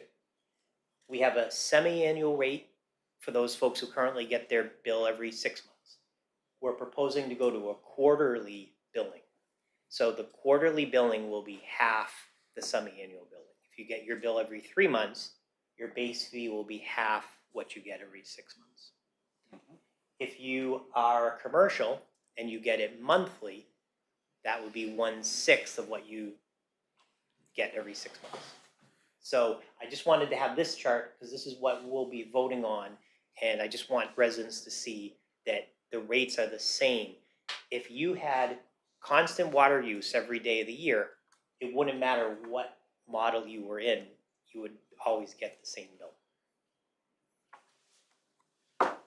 And that's basically it. I'm happy to answer any other questions. I don't have any more questions. No questions. Just wondering, I mean, I know you don't have a crystal ball, but how do you see this going like in the next few years As far as rates? I think that joining the MWRA for water is going to help us. I think we have a relatively robust system overall, and so that gives us some flexibility. One thing that we look at is we continue to look at affordability, and we feel we have the arguments that Bedford's water and sewer, in the big picture, are affordable. However, we need to keep that in mind as we move forward. So I think that I think we'll continue to see regular rate increases. I'm not sure that they would be of this magnitude. I know the town manager is very sensitive to that as well. We have a team of people who work on this, the town manager, our finance director, assistant town manager, and support within DPW. And so there's a number of different things, and affordability certainly is part of that as well. Matt, I don't know if you want to add anything to that. I would just add, at a high level, I don't think we anticipate any large spikes. I think this is pretty all encompassing now. We're doing a really good job, I think, in trying to track our debt service and make sure it's aligning well with our purchases, and that ties back to one of the things David said at the beginning about, not having rates that go way up and down. So, we might have a year where we have a capital project falling off and the debt isn't borrowed to pull it back in. We might have a $500,000 or $1 million drop in our debt service in 1 year. We probably wouldn't drastically lower rates and then bring them back up. But that's some of the things we've talked about as far as like normalizing the rates, but we don't, I think, anticipate any large spikes in the near future. Okay, thanks. Question for you on sewer rates, right? The sewer rates, we get billed by MWRA, right? And presumably that's just based on the amount of water we buy, right? X irrigation, without irrigation. Sure, so MWRA actually meters the sewer flow going out of town. I did not realize that. Is that new or no? No, Okay, they I have- thought it was yeah. based on the water consumption. So on our side, we bill based on the water consumption. There's enough okay. flow on their side, and they're large enough organization that they actually meter the flows coming. I got it. So, yeah, Okay, right, that's yeah, some of the confusion. And then, so again, for next year, I think if we're gonna be talking about, water bans or stuff like that, I think we should talk about it in advance of this next year's meeting about this to, again, back on irrigation fees. If the chunkiness of the need for capacity is driven in part by the irrigation going, who knows what it's gonna be. If we have the potential for water bans during the driest periods, that might allow there to be less stress on the system, right? Which would then therefore mean no need to charge so much for irrigation. Can you define the word chunkiness in that sentence? Clunky, Clunky, okay. it's not necessarily a straight line, kind of jaggedy, it's, Chunkiness. yes. Dorky account. You're got to go on tonight, Paul. It's great. That was a little bit too. I love it. Verbosity, I didn't need to say, never mind. Okay, thank you. Good. Are we just like everybody else with water? Like same trends, same general math, same, is Bedford at all unique in our water calculations and increases and stuff, We talk a fair amount with the other towns about our increases. I think, generally speaking, in my opinion, we tend to do more regular increases, and then we have peer towns who are then hit with 10, 15% increases. And so ultimately we end up at the same spot, but it's, do you increase things over time, or do you sort of go along and then have larger increases? So in that sense, I think we can be slightly different, but in the end, we end up at the same spot. Where we are unique, I think, is on that irrigation side. Just the way Bedford entered the MWA as the first non-initial MWA community, and the deal that was made, there's just no restrictions. And somebody might ask, are we gonna pay more to do billing more often? Will it cost us more to collect that money now? We don't think so. Okay. More bills are going out. There's a little bit of paper and Incremental things. costing. But the automated meter reading is, we anticipate some savings there for collecting information. So we did not budget assuming more costs, we Great. think. Awesome. Is there a motion somewhere? Yes, you wanna scroll down? That was for the board, but yes, we have it here, we have it in front of us too. I move that the select board approve the FY 2027 water and sewer rates as listed in the Public Works memo dated June 10th, 2026. Second. Sorry, sorry, it was updated to June 15th with the. June Oh, 13th. yeah. You were a I second ahead of I me. can't see. Today is still today, so the amended motion was, I think, made and Yep. seconded. All those in favor, please say aye. Aye. Any opposed or abstentions? Approved 500. Great, next on the agenda is general DPW current fee increases. So we looked at our overall fees and we went through an exercise of updating them.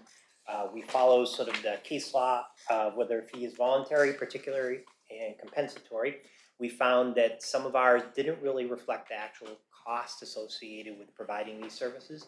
And so the proposed fee schedule is updates to that. I'm happy to answer any questions. Any fee-related questions? Give everyone a chance to find them or look up there. Yeah, I can't find it. They're in I our saw it. packet on page 7. Saw Do it, you have any I- questions? I'll come back to you, Bobo, don't worry. I do not. Okay, try it again. No. Hello? No. No questions. I also have no questions, so in that case, I move that the select board approve the proposed fee increases for permits issued by the Bedford Public Works Department effective July 1st, 2026, as shown on the attached chart of fees dated June 11th, 2026. Second. moved down and seconded. All those in favor, please say aye. Aye. Aye. Any opposed or abstentions? No. 500. Moving right along. Thank you. The next is a request for delay of sewer fee payments for 277 Great Road. This is a standard request for larger projects which have sewer-related costs. It's within our bylaws to allow people to defer those fees a little further along in the development process. Numbers are right there for everybody to look at in case you can't find them. Are there any questions about the fee deferral, Ms. Malone? No, I do not have questions. Mr. Barker? Just one, do you anticipate any further requests for deferrals? It's been a practice we've been doing for a number of years, so it's a known fact that we do it. So we anticipate for larger projects that we will continue to do. I meant with respect to this particular. Oh, I'm deferral. sorry. Yeah. No, nope. Okay. Try it again. No. Mr. Morrison? And I have no questions, so. I move that the town approve deferral of sewer connection and sewer II fees for 277 Great Road in accordance with the memo from Public Works dated June 8th, 2026, with all fees to be paid prior to any issuance of certificates of occupancy. Second. Moved down and seconded. All those in favor, please say aye. Aye. Any opposed or abstentions? 500. Very good. The last on our agenda for Public Works is request for approval of a contract for Weston Sampson to work on our Page Road pump station. Page Road is one of our largest pump stations, and we're just starting the process of design to upgrade the pump station. The funding is available through our MassWorks infrastructure grant. This is one of the last steps in the Middlesex Turnpike development. It works its way from Middlesex Turnpike to Page Road to the Great Road pump station and out of town.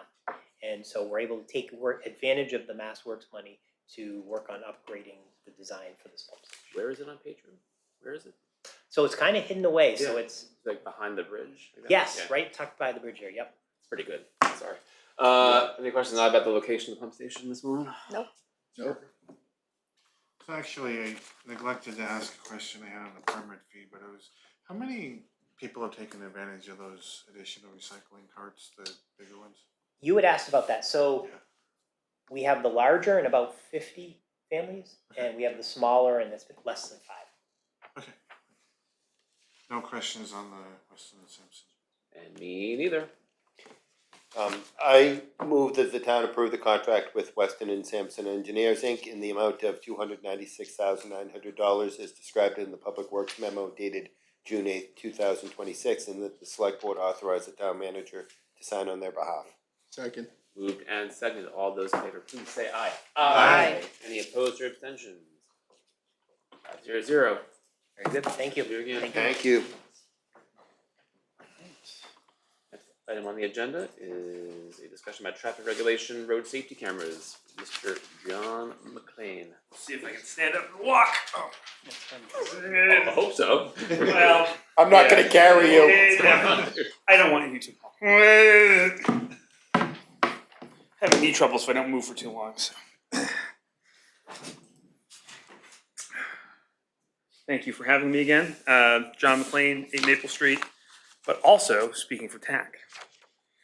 I was here back in March to advocate for the select board to endorse Massachusetts State Legislature bills S2344 and H3754, which would give the cities and towns of Massachusetts the right to deploy cameras that would automatically enforce various traffic laws in the state, including red light running, exceeding speed limits, right turn on red where prohibited, which I don't know if we actually have that anywhere in Bedford, and box blocking, which we definitely have. It's freezing. Hold on. It's perfect time to turn here. I'm so sorry. Sorry, Mr. McLean. That's fine. And I gave a presentation which I've not resubmitted, but I'm more than happy to do a singing rendition of, if I wanna see that. that's what you want. Mr. McLean. Hey, That's the chair's decision. That's for a musical. Okay, yeah. But I think, you know, the bottom line for me is, it makes sense. You know, this is the sort of thing that the select board should feel comfortable advocating for. It's a new power that the select board could exercise. It's a new tool in our collective toolbox. And I think it's particularly interesting for Bedford because, you know, we're at currently over a 5-year average, we're 5 times the fatality rate for vulnerable road users in Bedford. Is that a statistical anomaly? Maybe, but it is a dramatic number. We're also worse than all our neighboring towns. And we're a cut-through community. I think we all agree. So those two things together sort of suggest to me, it's like, well, maybe a little bit of automated traffic enforcement would actually be in order. And actually, just to tap into the comment and open here in the public comment session. Yeah, I think a community which supports biking and walking is a more connected community, right? If I'm walking around town, I'm much more likely to interact with my neighbors. And one of the ways to make walking more pleasant in town is to slow cars down and have them not be running lights. So, I don't necessarily want to rehash the presentation I did before, but like I said, I'm happy to try to do so if that's what's desired. Do we feel like we need a refresher, or think we're okay? Okay. Mr. Hanson, any perspective from your office about the legislation? Just a couple quick things. You know, the board in general has a history here of I don't want to say shying away from, but being pretty sensitive about how often you endorse different bills and issue citations from like a precedent-setting perspective. You know, I understand John has made an argument that this would be, you know, it's a bill authorizing a new power that you may or may not, you know, choose to, you know, take advantage of in the future.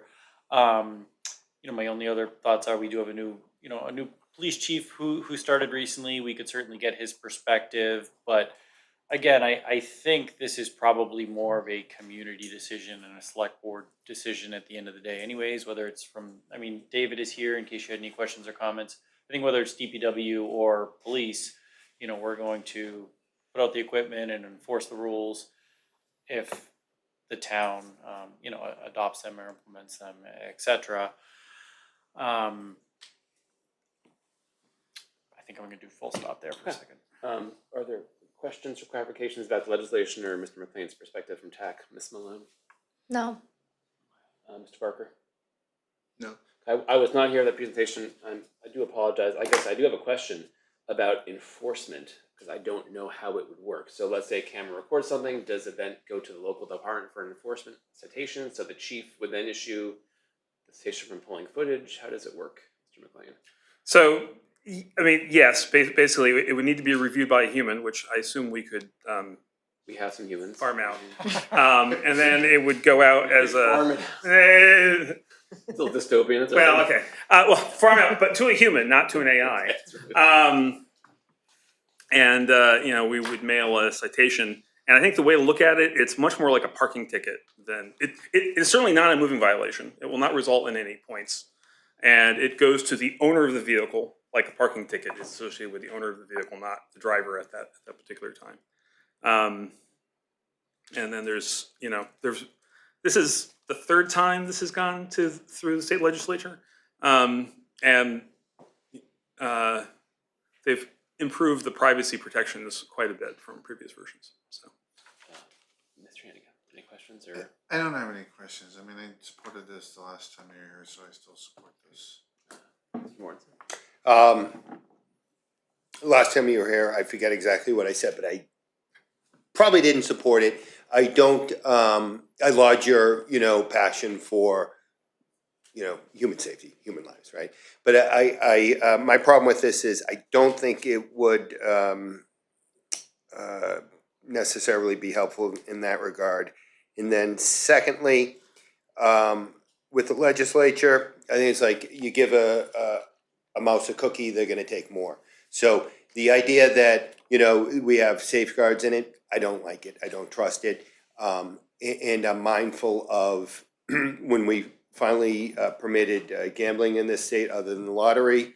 There are all sorts of protections. And, you know, now there are bills to allow it, you know, and it may even be already that it can be on their phones. So I'm like, it's just too much. I don't trust the legislature to not protect privacy and to make it too onerous. So these are just opinions on my part. It's nothing I don't think we can argue about. So anyway. So if I may, I think one very interesting thing about this is it actually exploits the local control structure of the state, right? It allows only municipalities to deploy these cameras. The municipalities in turn cannot profit from the cameras. So I think that split is actually fairly elegant. Now of course, you know, next year, because the state legislature is so productive, they could pass a version that allows the state to deploy the cameras. But they could have done that 10 years ago also, right? So personally, the slippery slope argument with the Mass State Legislature, I think is somewhat sus. Well, it's an opinion. I am one who loathes. I just wanted to add that. Sure. That perspective. Sure. I am one who loathes the slippery slope argument because I do think everything should be taken one at a time. However, I go back to my example of the gambling, and it's apples and oranges in one way, but I'm against it. I can clearly separate. You know, would we do this in Bedford is not what we're talking about. We're talking about should we recommend as a board to legislature. I'm never a fan of performative demonstrations of how we feel in general, and we should use that authority very judiciously. So whether I support it or not, I don't think it's the board's job today to say, hey, legislature do this because we think so. I think it's a little audacious, and I would not be excited to do it. We don't make proclamations as a general rule or support other legislations. This doesn't feel necessary enough for me to take action personally without judging the merits of the actual use of the database itself, which I do have some questions about. That's how I feel about it. But there is a potential motion in here. I think if people want to support it or make a motion for the board to do something about it. So I'm happy hearing if there is one. We're gonna, point of information, are we going to take a vote? Well, if the motion is made, then we could take a position, but that would require a motion to be made, so. So I'll try it. I will move that the select board endorses Massachusetts State Legislature bills, Senate 2344 and House 3754 regarding an act relative to traffic regulation using road safety cameras. Motion has been moved. I'm going to say no for the tradition that. Hold on. Oh. We're not gonna vote unless it's seconded. Oh, I'm So is there sorry. a second? So there is no second. So no motion. Okay, so thank you, Mr. McLean. Felt bad. Well, if and when this becomes legislation, we'll take a discussion about whether or not we should use it in Bedford, so thank you. Okay. Next item on the agenda is our third and final town council interview, Mr. Hanson. Yes, great. We have Lisa Mead and Adam Costa here, so we'll invite them up. Welcome. Thank you for sitting through what's probably one of our longest. We're only a little meetings in behind a while. schedule. Yeah, we're actually not that Okay. bad considering all the items on here. I was just complimenting you to Adam. I thought you were. Me personally? I thought you were Yeah. doing pretty well on your time. So We were pretty judicious. This was an aggressive timeline to get through. I think we're getting A+. Yeah. Okay. So you probably know more about Bedford than you did coming in tonight, I imagine. Well, that's one of the questions. Oh, right, yes. No, but We studied up. But welcome, just the brief introduction. I think you're generally aware we're interviewing 3 firms for general counsel services. You were shortlisted after an RFP. We had a pretty healthy response, so you obviously did well to get here. You have a good reputation, and we have a set list of questions. The board is each going to go through and ask at least one question. And to start, we'd like to offer you the opportunity to introduce both yourselves and your firm in general, and then we'll jump into the questions after that. So you have 5 to 10 minutes to your overview as much as you like. Okay, I appreciate that. So thank you to the board for having us. We appreciate the opportunity to interview for the position of town council. I'm Adam Costa. I'm a partner with the firm. Lisa Mead, my partner, is with me. We appreciate, again, the opportunity to be here. We appreciate the accommodation you made. I know that you started your town council interviews 2 weeks ago, and both Lisa and I had town meetings that evening. And as you can all appreciate, as select board members, there is no excuse for not attending a town meeting when you've committed to do so. So we appreciate the accommodation. So our firm is a municipal law firm through and through. That is what we practice. We are municipal lawyers. We represent 49 cities and towns across the Commonwealth, from Cape Cod to the Berkshires, from the North Shore to the South Coast, and everywhere in between. We have 3 separate offices, and we have 20 attorneys plus support staff. There are 5 partners. Lisa, Jay Tallerman, and I began the firm. Jay and Lisa started it 2 years before I joined back in 2004. It was a slightly different iteration of the firm, went by a different name.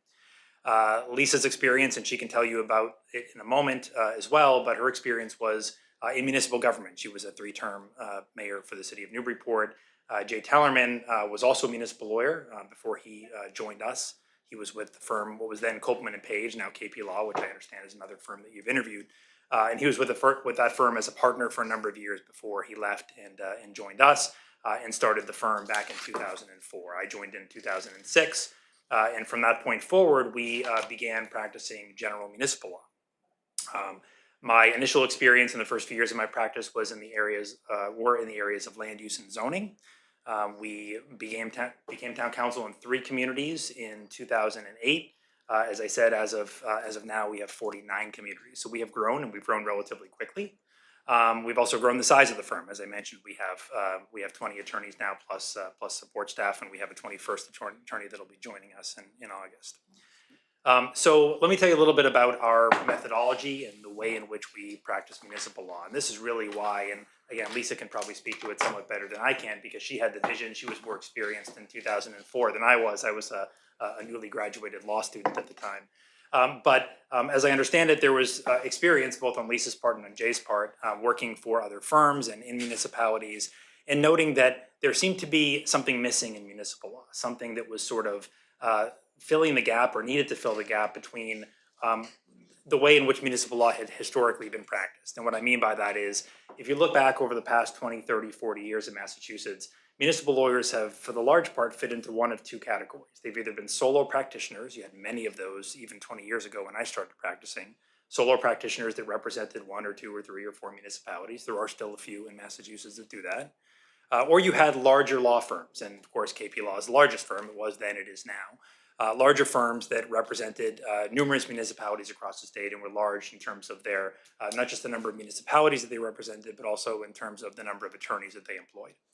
And there are pros and cons to both of those models.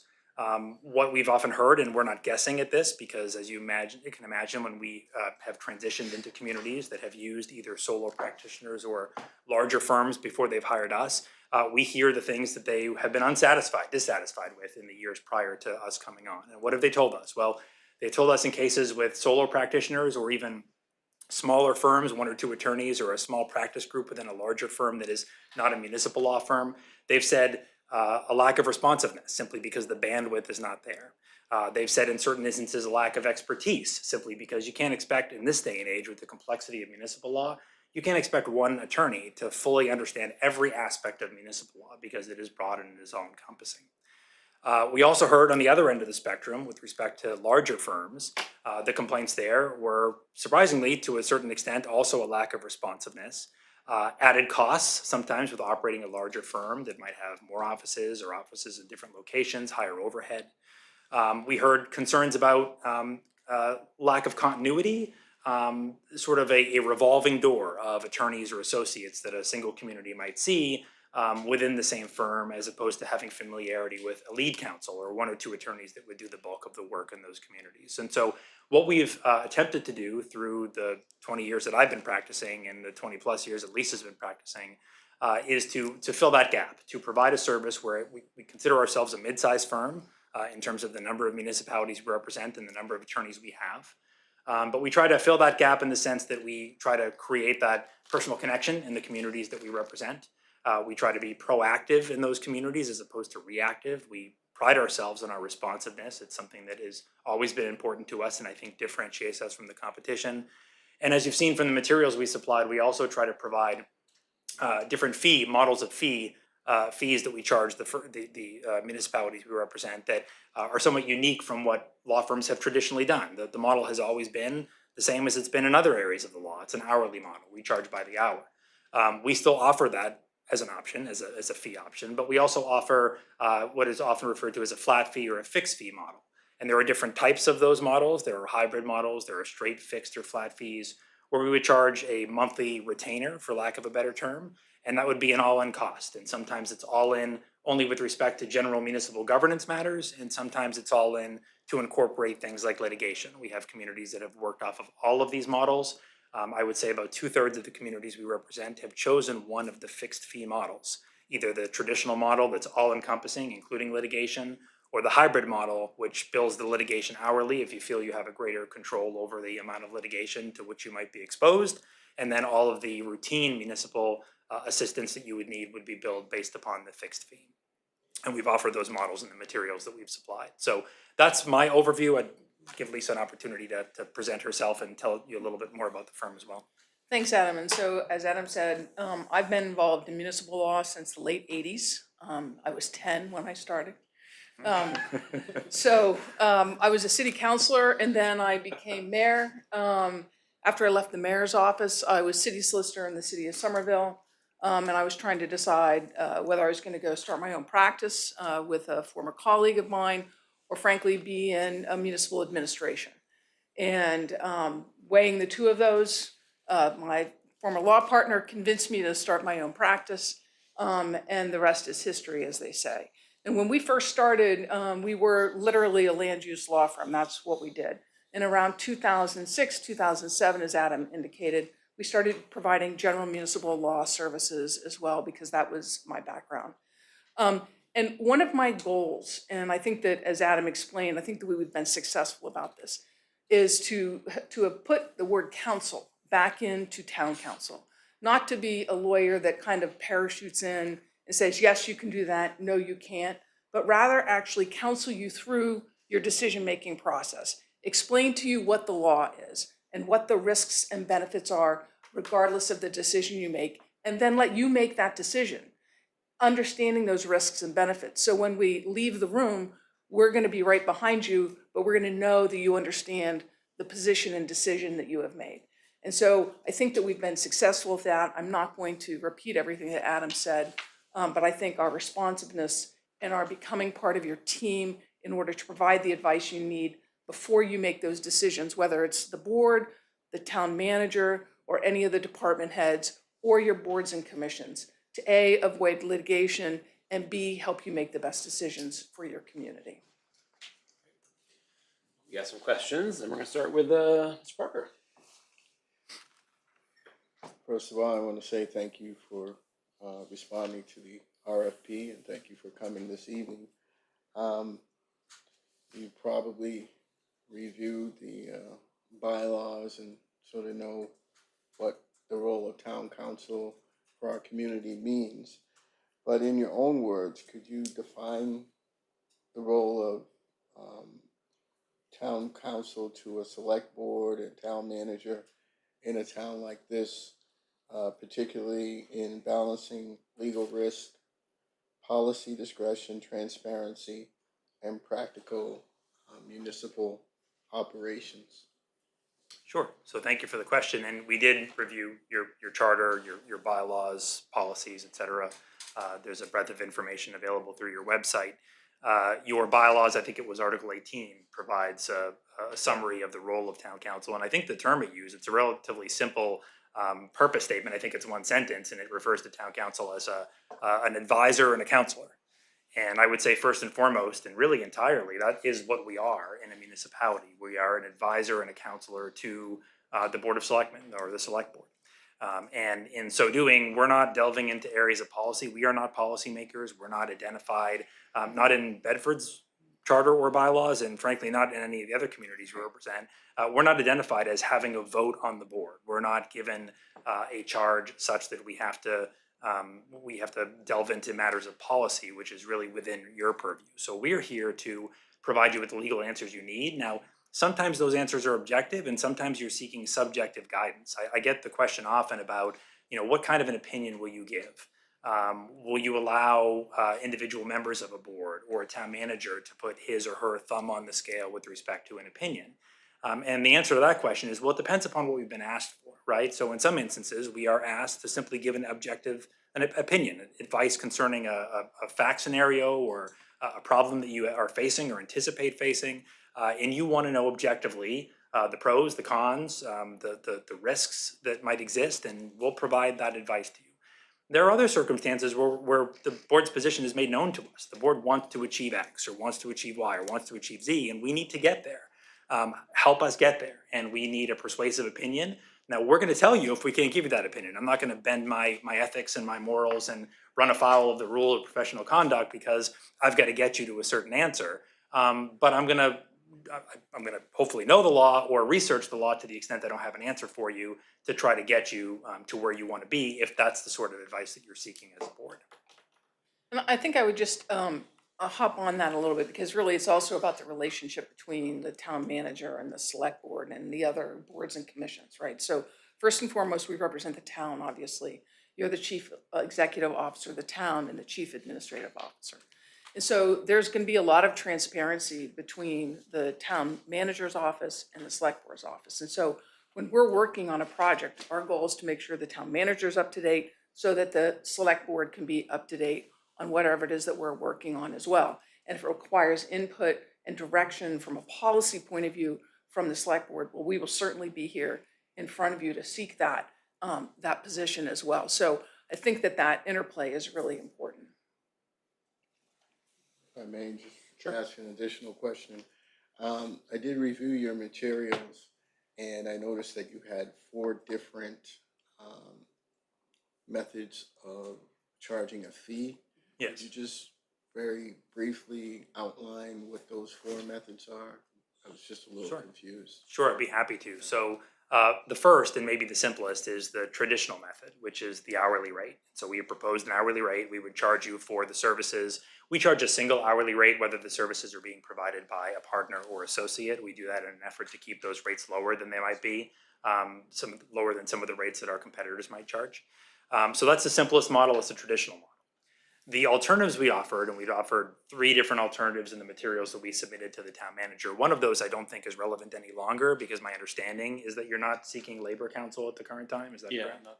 So one of those incorporated labor services because we do have a comprehensive labor practice. So you can set that aside for the moment. The other 2 are what I referred to previously as a fixed fee and a hybrid. And so the fixed fee is an all-in flat fee we charge on a monthly basis. And the objective there is really, it's a planning tool, right? So my partner, Jay Tellerman, and Lisa's heard him say it too. He says it all the time in interviews. Some months we eat the bear and some months the bear eats us.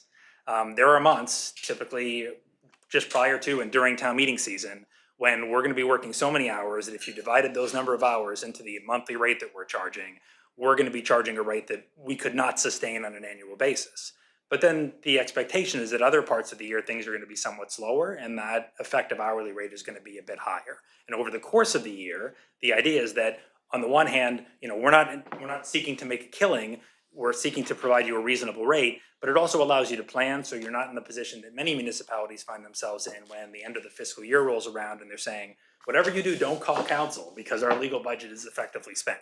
They've been able to plan better based on that fixed fee. So that's the all-in fixed fee. The only difference between that and the hybrid is that the hybrid excludes litigation and therefore reduces the rate substantially because litigation is so, there are highs and lows, right? And so we have to protect ourselves while also attempting to provide you a reasonable rate. And so we've added a sum to that monthly rate. If you look at the amount of litigation you've had over the past number of years and you say to yourselves, well, we do have a fair amount and this looks like it could be a deal, well, then you might want to choose that option. If you looked at the litigation you've had historically and say, no, we control our litigation fairly well, and while one year we might have 2 or 3 cases, there might be a period of 2 or 3 years where we don't have any cases or just a single case, it may make sense for you to go on the hybrid model and therefore just have hourly billing for the litigation services. And just quickly, I noticed that the difference between the fee that you propose to charge with litigation versus without, there was only like a $3,000 difference. Right.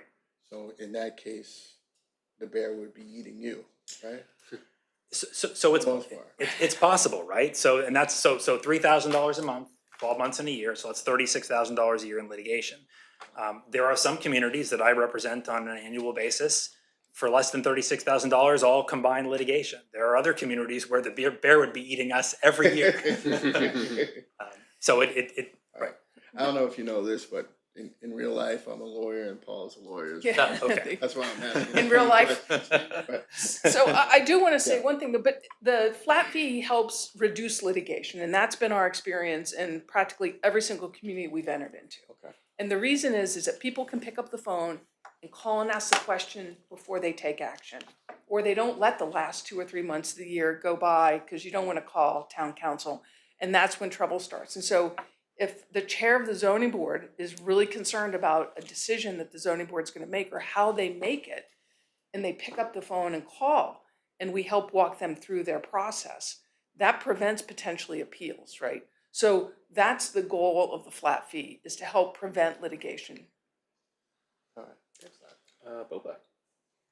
So, you have talked about this in your opening, but I'm going to ask the question anyways to see if you have any more around this. So we often need timely guidance on issues ranging from open meeting law and public records to procurement, labor, land use, and town meeting matters.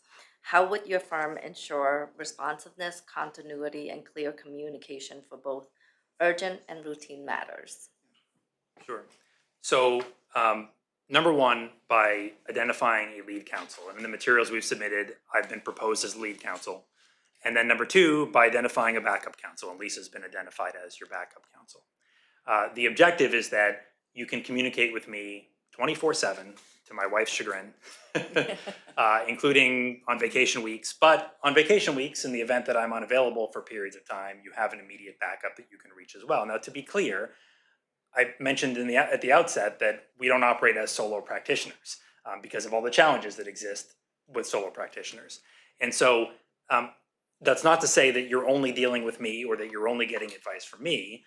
I'm going to use all the resources of my firm. We have a contracts and procurement practice. We have a litigation practice, which I largely manage. We have a real estate practice. We have a practice within the firm. We have 3 attorneys that practice virtually nothing but real estate, both residential, commercial, and municipal real estate. They are experts in all matters that municipalities deal with, from typical municipal acquisitions and dispositions to eminent domain takings, acquisitions of temporary and permanent easements in connection with infrastructure projects and orders of taking and things of that sort. And so I'm going to reach out to all those resources available to me, but I'm going to be your single point of contact. We do, I think, what any other attorney tells you. I know you've, again, interviewed a couple of firms. I'm sure you hear the same sorts of things over and over again. You're going to have my office number. You're going to have my cell phone number. You're going to have my email address. I think that's sort of par for the course these days. But again, we pride ourselves in responsiveness. So with respect to email communications or phone calls, you're going to get a same-day callback or a same-day email. Now, I'm not promising you're going to get a comprehensive 5-page opinion on the question you asked at 10:30 a.m. by 4 p.m., unless you tell me that you've got a meeting at 6 and it's a high priority, in which case we'll get it done for you. But in many instances, that's not the case. In many instances, it's, can you give me a sense as to what the answer to this question might be? Or I've got an upcoming meeting, I could use a bit of guidance. If there's a formal opinion, we typically get a bit of lead time on that, and we'll prepare that for you and have it ready for you. But responsiveness, and I think if you speak to any of the communities that we currently represent, they will tell you that we've held true to that promise with respect to committing to being responsive. It's sort of a trademark of our firm, and I think it is what differentiates us from some of the others. Yeah, and I would just add to that too. There are people in the firm that we rely on. So if we get a question and I'm in the middle of something else, I'm going to ask Alex, who happens to be like the guy who answers all of our conflict of interest questions. Alex, can you give me an answer on this? He'll do it, and I'll review it, and I'll get it back to you. So we have those people in our firm that have expertise in those various areas, where almost all of us can answer questions on the open meeting law, public records law, and conflict of interest law like that. So if you have access to Adam or myself, you're going to get a direct question answered from us as well. And then we've built in some efficiencies as well. And we haven't really talked about this, and I usually mention this up front, but Adam mentioned we have a procurement and contract section. One of the things that I've instituted when I started the firm is I did a set of contracts that are contracts that protect municipalities. And so we have a boilerplate set of contracts. Now, we would revise them depending what your bylaws require for your contracts. But your department heads can rely on those to attach them to your RFPs, so that we're not negotiating contracts every single time you have a contract come in. And that's for architects and engineers, purchase of goods, purchase of services, construction contracts. We've developed our own supplemental conditions. So we have a group of people that work on those all the time, and you'll be able to get those kinds of answers in a timely fashion as well. You're welcome. Okay, so, I mean, you've looked at our bylaws here, where we have an open town meeting form of government. How would you support the town manager, moderator, select board, and staff in preparing legally sound warrant articles, motions, amendments, and town meeting guidance? Sure.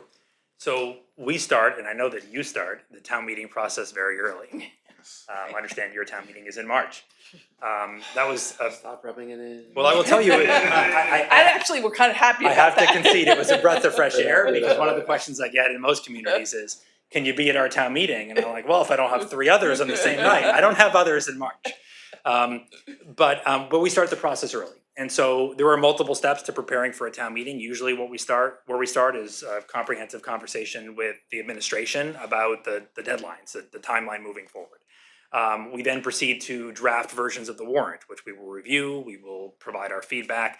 We focus very early on land use articles, zoning in particular, because as you know, there are statutory requirements for planning board public hearings and referrals and publication of those public hearings 2 weeks prior, each of 2 successive weeks. We want to check all those boxes. And so we start that process very early.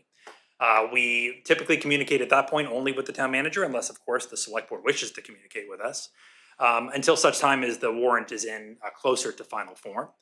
We then, in most of our communities, will attend a select board meeting at which the warrant is discussed, and sometimes it's a couple of meetings prior to the warrant being voted. We then work with the town manager to prepare motions. We address quanta of vote with respect to the various warrant articles. Something we do in most of our communities. Some communities choose not to do it, but I think it's a wise thing to do, is a pre-town meeting.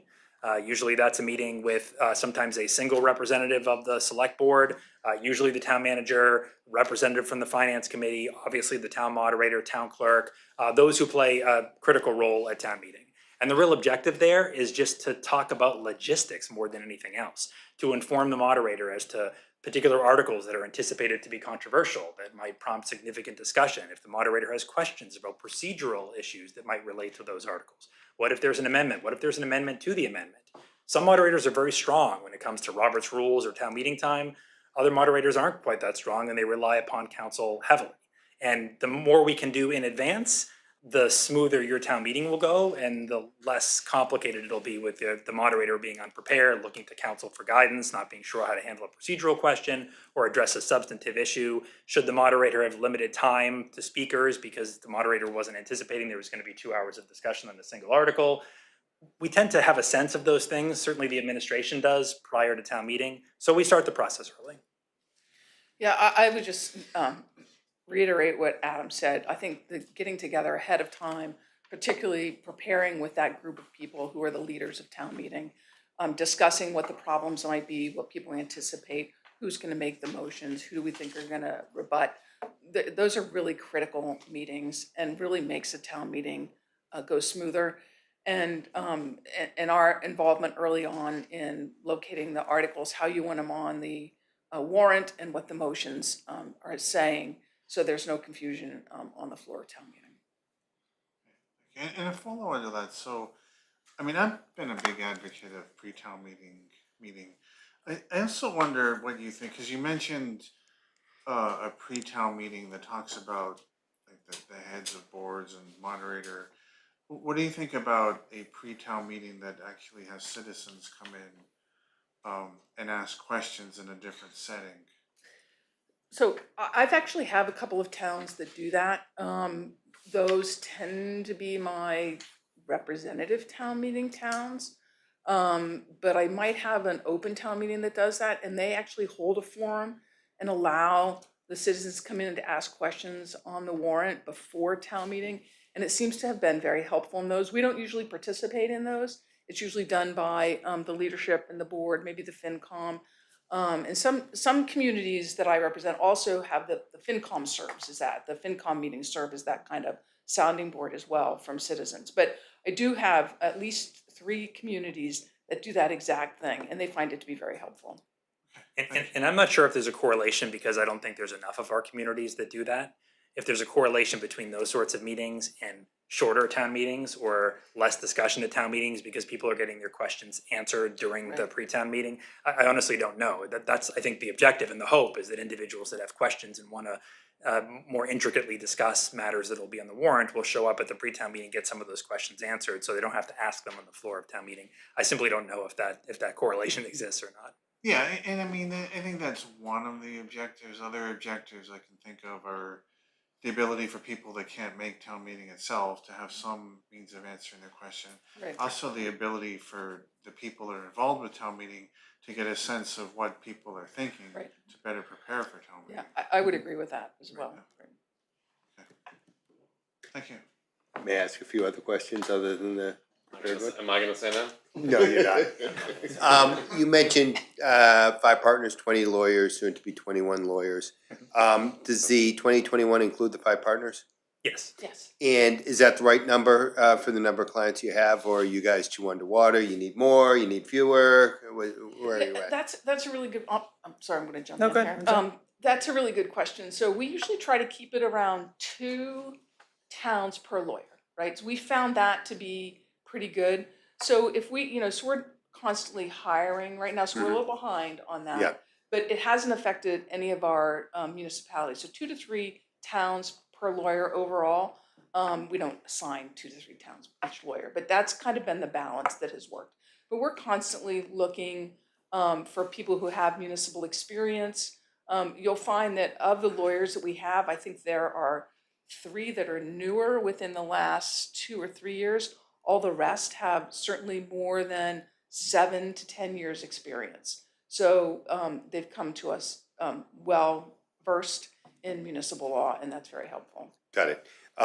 And so my big issue is, and you've spoken to it, is you have a lot of clients, right? Yeah. And where would we be in the I don't want to say pecking order, because but you have towns with much bigger legal budgets, much smaller, kind of any sense of where we would be in the mix? Yeah. So we don't rank our towns. We don't do it formally, or we don't do it informally, right? Mhm. I spent half my day today on my least profitable town. Yep. A small town, very low rate. Yep. I spent half my day because they had a crisis that needed dealing with, and Yep. that was the priority today. So we don't rank our towns. We don't establish a pecking order. We would be lying to you. I know the answer that you probably want to hear. We have exactly the number of lawyers we want. Well, you're a lawyer, so you know that you can always use more lawyers. So if you told me tomorrow I had Never two, enough. Right. if you told me tomorrow that I had 2 more attorneys with 10 years Lawyers that'll experience do it. Right. that could step in, I would say, sure, where do I sign, right?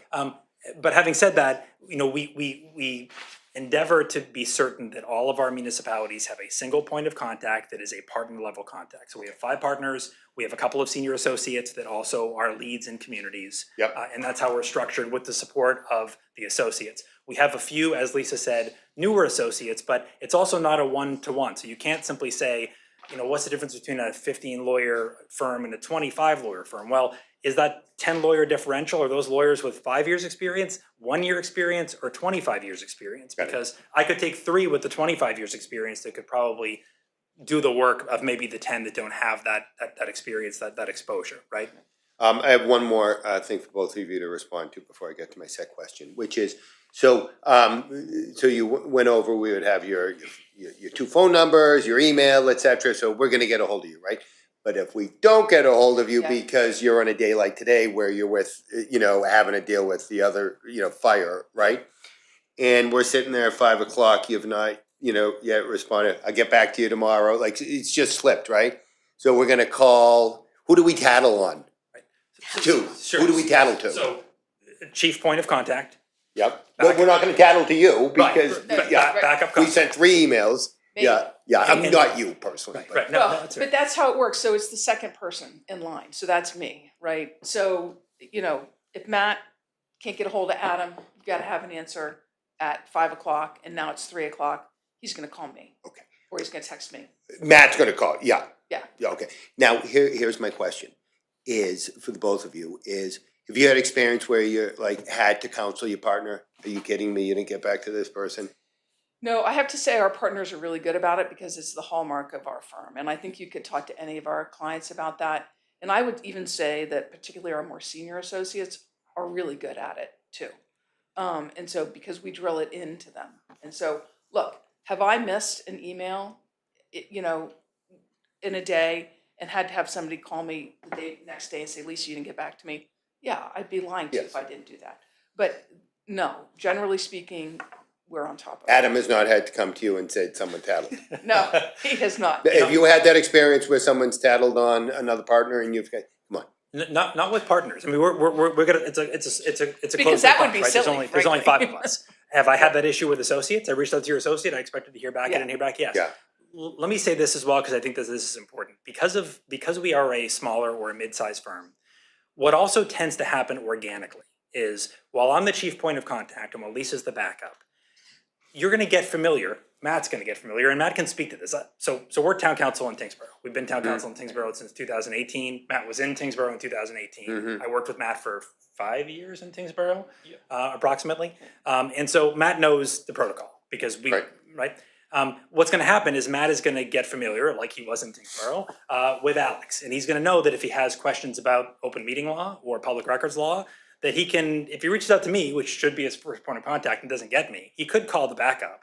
He can also just reach out to Alex and say, can you answer the question for me? If you've got a contract question, he can reach out to Liz. If he's got a question about the marijuana establishment with an expiring HCA, he can reach out to Kate. Like, so you're gonna get familiar You with think it. you have it handled, basically, is what Yeah, you're telling we've me. got it. We know we have it handled. You know it, very good, yeah. Okay, all right, let me ask my stock question. Bedford Select Board has broad executive authority over town affairs, while staff, boards, and committees in town meeting each have distinct roles. How do you, maintain clear lines between these different groups when giving your legal advice? In other words, when you're playing referee, because different groups might have different interests. So I think most importantly, we know where our allegiance lies, and that's to our appointing authority. So we answer to the select board, and through Matt to the select board, through your town manager to the select board.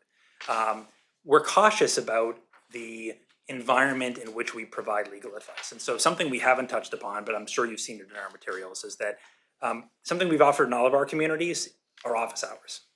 And I can only think of 2 communities we have that have not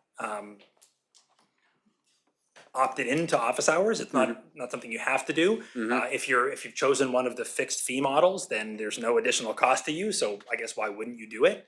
But the objective behind office hours is to provide an opportunity, not just for your town manager, your assistant town manager, or members of the select board to meet with us, but for department heads to meet with us, for chairs or vice chairs of boards and commissions and committees to meet with us. Again, this all is in keeping with our theory that the best way to practice municipal law is to be proactive and not reactive. Come to me, meet me in office hours, sit down face to face, let's talk through what's expected on your ZBA agenda later in the week and how you're gonna handle it and ask questions. We give advice during those office hours, but the advice that we're giving is sort of routine advice. It's objective, it's non-controversial advice. It's the chair of the ZBA asking how to conduct the public hearing on an administrative appeal, because ZBAs are more familiar with special permits and variances than they are with administrative appeals because they don't get them very often.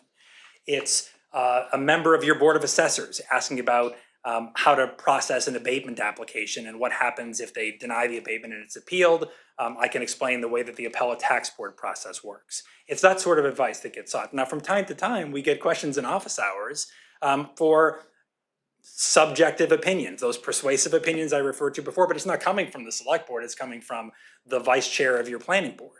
Well, I know enough, Lisa knows enough, all of us know enough, because we conduct our office hours with enough regularity to know, we'll take in the information and then we're going to consult with the town manager and we're gonna ask the town manager, okay, do we have authorization to respond to the vice chair of the planning board? Has this question, we don't know where the select board stands on this, do you want us to meet with the select board? Do you want to speak to the chair or to the select board to get guidance as to what sort of an opinion we're gonna give, if we're gonna give an opinion at all? And so that's an office hours example of how that question may arise, but it arises in all sorts of other contexts.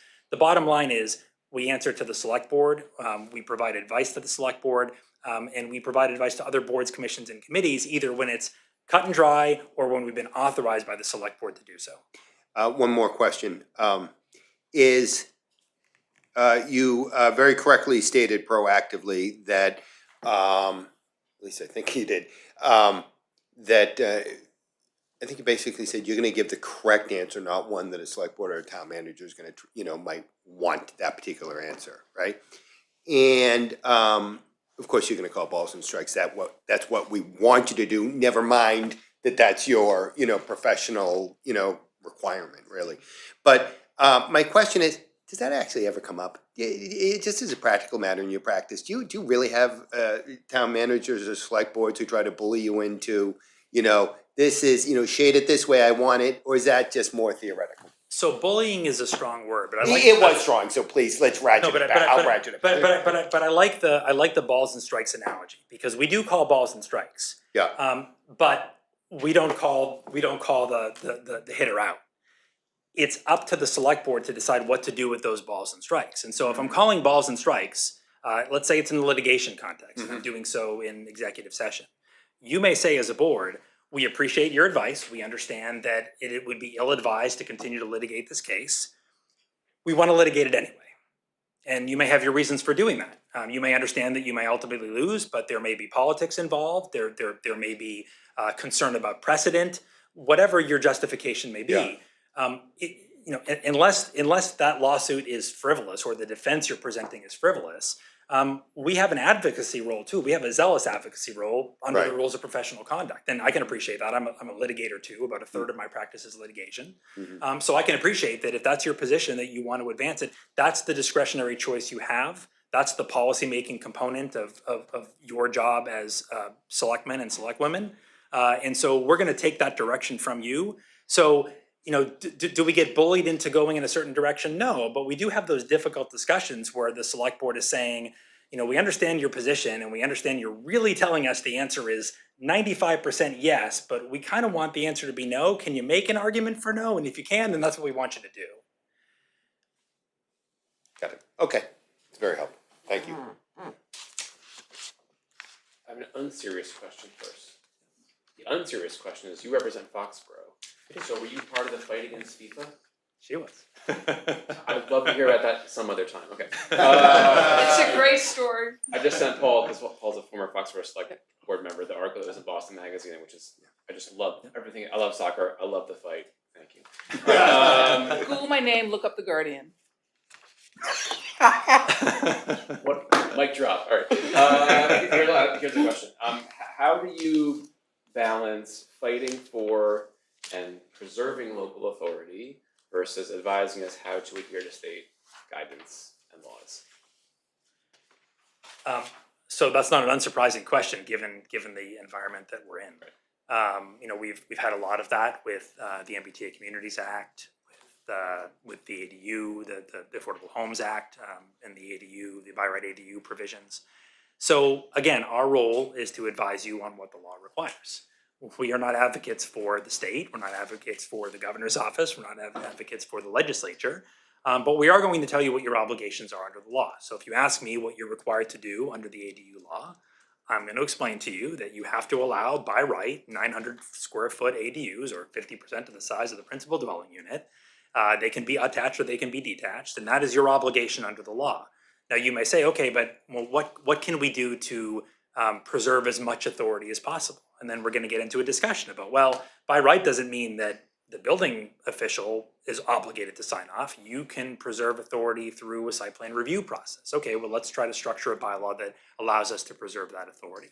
How far can site plan review go? Can it be a special permit? Well, no, under the law, it can't be a special permit. Well, what about if it's a non-conforming property, a non-conforming structure, or a non-conforming lot?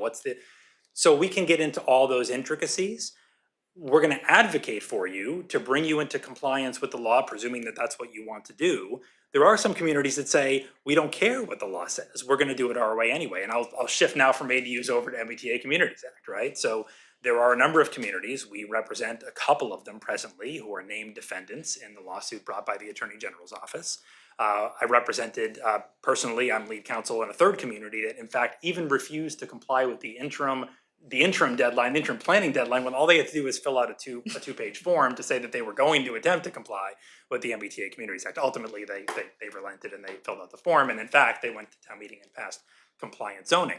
But if that is the position of the community, that you understand your obligation, because I've so advised you, but you want to try to find a workaround, you want to try to find a way to comply, but to preserve as much authority as possible, you want to go to war with the Attorney General's office, we're going to take that direction from you while giving you careful advice, probably behind closed doors in executive session, that maybe you're unlikely to win, or maybe if you do prevail, you're not going to prevail in the way you think you're going to prevail. We'll have those difficult discussions, but you're the decision makers, we're not. I am mindful of time. There are two more questions for my members on the right, so feel free to ask or to not ask if you're heard enough. I'll ask. As you probably know, Bedford regularly engages in regional issues involving, for example, Hanscom Airfield, Hanscom area towns, Hanscom, HVAC, Massport, neighboring towns, noise, transportation, and environmental concerns.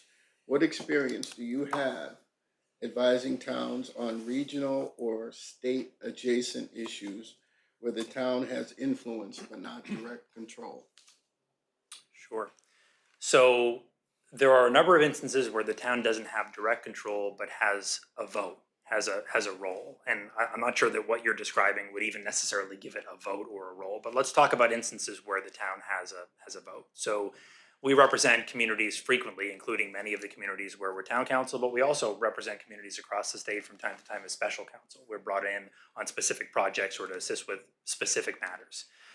So we assist our communities as part of regional dispatch districts. We assist our communities as part of regional refuse districts. We have a number of communities that are part of regional school systems. And so we are frequently dealing with the various statutory and regulatory schemes that outline the ways in which these regional organizations function. And we're advising our communities about the role that they have in those organizations. Something that probably better aligns to your relationship with Hanscom Field would be the relationship that our communities on Cape Cod have with the Cape Cod Commission, right? So the Cape Cod Commission is different in the sense that those communities don't necessarily get a vote. They have representatives to the commission, but the commission is an independent entity from the communities themselves. And so we work on behalf of the two communities where we're town council and the two other communities where we've been special counsel. We deal with the Cape Cod Commission with some frequency. We are also counsel ourselves. The firm is counsel to the Barnstable Assembly of Delegates, Barnstable County Assembly of Delegates, which is an organization on the Cape that in Barnstable County that provides a sort of quasi-governmental assistance and service, and we've been counsel to that organization for about 2 years. If I could just follow up on that, I think one of the things for those commissions that you're not you don't have a vote on, but you have an advocacy role. I think that what we can help provide, sometimes you need, backup or position papers, so to speak, or guidance in how things are happening in other parts of the state, maybe in Boston or whatever. And I think that we can position you as a member of that body to be a better advocate for, or a stronger advocate for your position by that background. Have you ever represented Massport? No. No. We've had dealings with Massport, but we've never represented the organization. But if you want one more, if not. Yes, so if selected, what would you want to review in your first 180 days? For example, bylaws, policies, contracts, procurement templates, licenses, land use procedures, personnel practices, town meeting processes. What would you identify as area, what would you want to review, and what would you want to get up to speed and identify for areas of improvement? Sure. So for certain, all of those things. What I would say is that we are quite familiar with the transition process. We've done it 49 times. So we are familiar with the process. What I will also say is that we need that process to be completed far more quickly than within 180 days. I can't be 5 months into representing the town and not quite be certain what your charter says or what your bylaws say. So our usual transition process starts with a conversation with your current council. All of us are professionals, so if you're transitioning council, then usually that conversation is done professionally and files are transferred. We would review any matters that had pending deadlines, particularly litigation matters, because the courts are unforgiving with respect to those things, and so we would review those files. We of course would familiarize ourselves with the town charter more so than we already have, with town bylaws, any regulations, things like Board of Health. If you have Board of Health regulations that are more stringent than, let's say, Title V, if you have Conservation Commission regulations that are more stringent than the Wetlands Protection Act, we would want to familiarize ourselves with those. We would provide the form contracts that Lisa had referenced earlier to you. We'd modify our forms to be specific to Bedford and provide you with those for use. We'd also recommend, and sometimes it can occur within the first 180 days, and sometimes it's just not practical, that you start thinking about trainings. That's something that we've referenced and we'd offered in the various fee proposals. Every one of our proposal has them. Obviously, if you're on a fixed fee proposal, then you can have as many trainings as you want at no cost. If you're on one of the other the hourly proposals, we offer 2 at no charge on an annual basis, so once every 6 months. Although I don't know that even in communities where we've maybe been asked to do them more frequently that we ever charge for a training. I can't remember having ever charged for one. And those trainings can be on generic topics that are of interest to all municipal boards, commissions, committees, departments, things like open meeting law, conflict of interest law, public records law. But they can also be on very specific topics. So for example, you recodified your zoning bylaw a year ago. So that's a great thing, but now you're working with an entirely different document than your zoning board, your planning board has been working with for many, many years. Did they need a refresher on the ins and outs of special permits and variances and the criteria maybe that exist for special permits under your new bylaw and how that gets applied? The nonconformity section of your recodified bylaw is different than the nonconformity provisions of your former bylaw. So what does that mean for nonconforming properties in Bedford, and how does that get applied? I do trainings like this frequently. I speak for the Citizen Planner Training Collaborative, which is a nonprofit organization in Massachusetts. I speak 3 times a year, giving these seminars to individuals, usually planners or assistant planners that sign up for the trainings. But I do them in my municipalities, of course, at no charge. So I think starting that process within the first 180 days makes a lot of sense. And that's what we try to accomplish. Again, probably much sooner than 180 days in.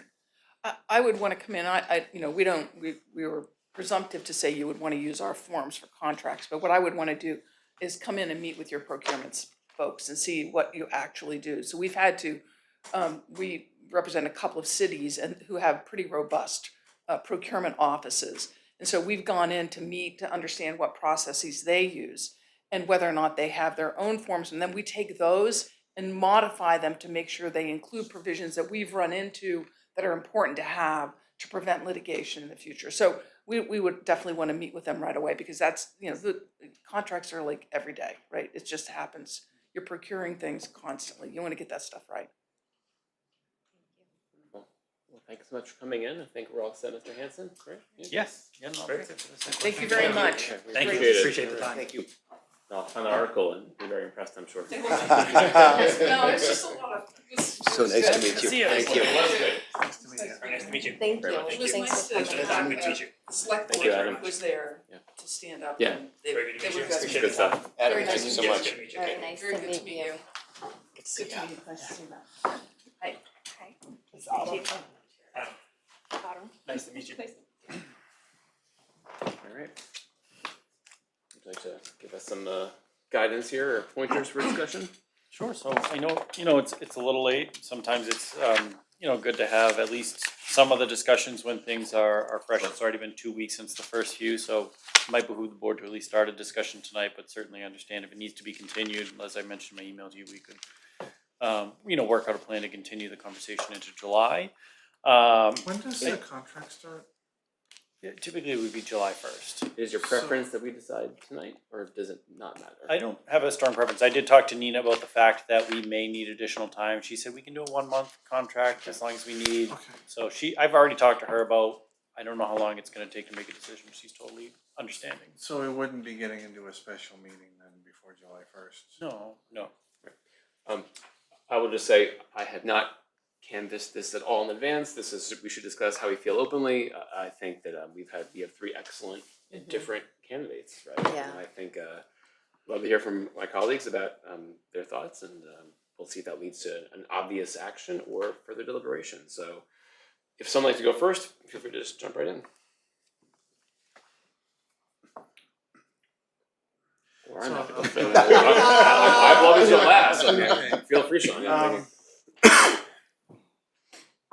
I did appreciate with the last 2 that having a bigger firm offers some advantages in terms of responsiveness, in terms of if we get into niche issues, that they can draw on some expertise that's harder to do because there's a fair point made that one person can't be an expert in that amount of law, and I think that's something that would sway me towards one of the last 2, and also their numbers were a lot more amenable to the town, especially with a tight budget. I was extremely impressed by the last 2 candidates. In looking at the towns they serve, it does seem that the towns that KMP serve are a little bit more like Bedford. And that's a loaded term, but like towns around here that we would hold ourselves to seem to be the kind of towns where they would go. That being said, these folks fought FIFA and helped win, which I think is very impressive. I do think that the scale of what the last 2 firms can offer is different, and I would dare say better than what we're getting currently. just because of the scale of the resources that they have. So that's what I'll say at the outset. So I think it's tough because I think they're all great firms and they're all knowledgeable, and I feel like all of their answers are great. I do feel a sense of loyalty in a way where the first one, they have been with us through a lot during one of the most toughest times for us. So I feel that, you know, even though they are the most expensive, I feel that, you know, it's one of those things, they have been with you, and then now that everything is kind of slower, we're just going to jump. And then also I feel like in every business, every situation, you're not gonna always get 100% customer service, but it's being able to have that conversation and how to work through that. So I just feel like starting a new relationship doesn't always bring in, you know, I feel like you're always gonna have some sort of customer service issue. How many years have we been with our current? 6 years. Six is six. It also isn't 16. I mean, I appreciate that it's been certainly through turbulent times, but good to. And how disruptive is change at this level, Mr. Town Manager? See, when I went through it in Tingsboro, it was pretty seamless. Then again, the attorney at the time was essentially retiring, and when we said we're going to be going out to bid, he kind of said, "What took you so long?" So he was sort of expecting it. He was down to 2 communities at the time. He was one of those solo practitioners that had just done 2 or 3 communities for like 30 years. But the transition process, I mean, I've seen it done both ways. I've been sort of on the fringes of some other changes where you actually have projects or cases that get transferred over, and then, you know, when people are amenable, you let current council finish their current cases and shift to new cases. I think where all 3 of these firms, you know, have capable staff on board, I'm not particularly concerned long-term about a transition, because I think any of the firm, well, one we already have. The 2 other firms obviously both have capable attorneys there. I do think there would be you know, whether it's 6 months or it's a shorter amount of time, there would be some learning curve and growing pains. You know, Nina, their firm is generally familiar with our bylaws and our charter currently, so I think that makes it a little easier to answer questions. So there would be, I guess, growing pains while the new attorneys, the lead attorneys, familiarize themselves with the town, and not just our charter bylaws. There's a lot more to a town. There's sort of the types of issues that come up in a town, the types of the way we communicate with town council and things like that. That takes a little bit longer to learn. That's sort of like that 1 year, you know, you get more comfortable by your 2nd year type thing. Long term though, I think any of the 3 firms would certainly be capable. And thinking about, sorry, just 2 things that are front and center in my mind and what we've been talking about. When we think about like the Middlesex parcel redevelopment and process and how we involve council in that conversation, and about our conversations around town meeting, are all 3 going to deliver the same quality of like advice and expertise on those issues, or is one of these 3 better than the others? That's directed at me. I think I'm guessing in your professional opinion. Can I try after Matt? You want to go first? Well, I mean, unless Matt wants to go first, I don't put you on but spot. I'm happy to Anyone give an if it's opinion. An opinion. I know. Matt? Do you want to start? Sure, sure. I'm trying to get you off the Take a hook. little heat off me. I don't think we can go wrong with any of the 3. That's 1. 2, I think I do want to sleep on it, right? Because but so I think towns change town council all the time. You hear BOPA, loyalty, etc., but it's part of, you know, what happens, right? So I don't think it's that wouldn't particularly stop me. But on the flip side of it is everyone has their own wards, right? So, we hear a very earnest and I'm sure honest view that, we answer our calls and we always get back to you and hits on firms that are bigger you might not get as much love as you would hope, right? Attention. And, sometimes stereotypes like that can be true for a reason, right? So I do want to sleep on it. None of them, I think I could find a nit for each one of them to complain about, but I think they're all seem very solid and smart. So I won't even mention my nits. Jonathan? Yeah, so first of all, I did express my favor for the last two. I mean, I do want to make clear that I appreciate Nina and Anderson Krieger's service to us over the past 6 years. And of course, this is business and not personal. I thought between the last two, KP Law had better actionable wording. I thought that they had looked at our town meeting warrant and had things they knew right away would improve, which was a plus for them. I thought that Mead, Tellerman, Costa, is that right? Mm-hmm. They seemed hungrier, like they would really, give us a lot of attention because they're looking at growing. So I think there's those two benefits. And Matt, if it's okay for me to put you on the hook again, I know you had experience with the last farm. I mean, is it okay for you to share that experience with us? Yeah, sure. And I have experience with KP Law as well. They were actually they were the Labor Council in Tingsboro, so I actually worked with both the firms. So if you could share both and both two of the Show everything. Can I really say that? no, they both have a pretty deep bench, which I appreciate.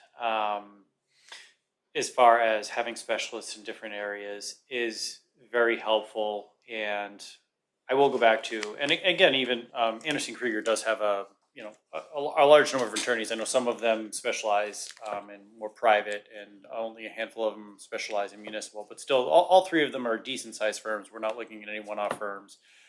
It was interesting when we switched probably 8 years ago now from the solo practitioner. They said in this day and age, he basically said you wouldn't want to hire someone like me again because municipal law has changed so much. You want to hire a firm that has some specialists in these different areas because it's just too much to learn now. I think they all cover that bucket to some extent. Honestly, a few of these firms, I think it also depends on who your lead counsel is and who some of the other attorneys are that you're going to have.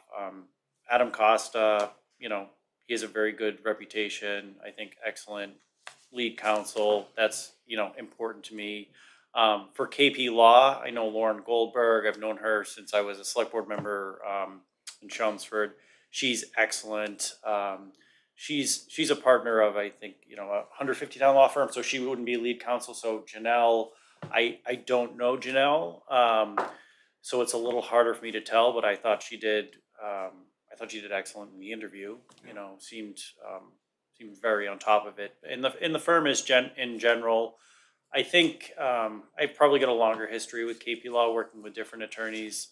I think like anything, some are excellent and some that I would probably ask to work with. Like you kind of know, like you have 2 or 3 labor attorneys, but I like this one better. So I would work around that. And the same thing with Adam's firm. There were sort of 3 or 4 core attorneys that he mentioned, and that is how your relationship works. That was how my relationship worked with Mead, Tellerman and Costa, as well as KP Law. You do have your lead individual, but once you start working on an issue or types of issues with one of the specialists, they're usually okay if you email the specialist directly, maybe CC the lead counsel to keep them in the loop, because they know otherwise you're kind of cutting out the middleman. So I found ways to work with both of them. This is a really tough decision. I've also, in general, had a good working relationship with Nina as well. So this is really an incredibly hard decision. I think that the 3 firms that we've narrowed it down from the 8, I think we're we're in the right spot, but it's a tough spot. I don't wanna circle around the question and not answer your question, but, I've had some good experiences with both of them, so I really. That's very fair, Matt. Thanks for your tough spot. With both whom? I think he was more specifically, the two that I worked with most, Yeah. or for 5 years in Tingsboro, both KP Law and me, Telemann Costa. Yeah. Go ahead, Terrence.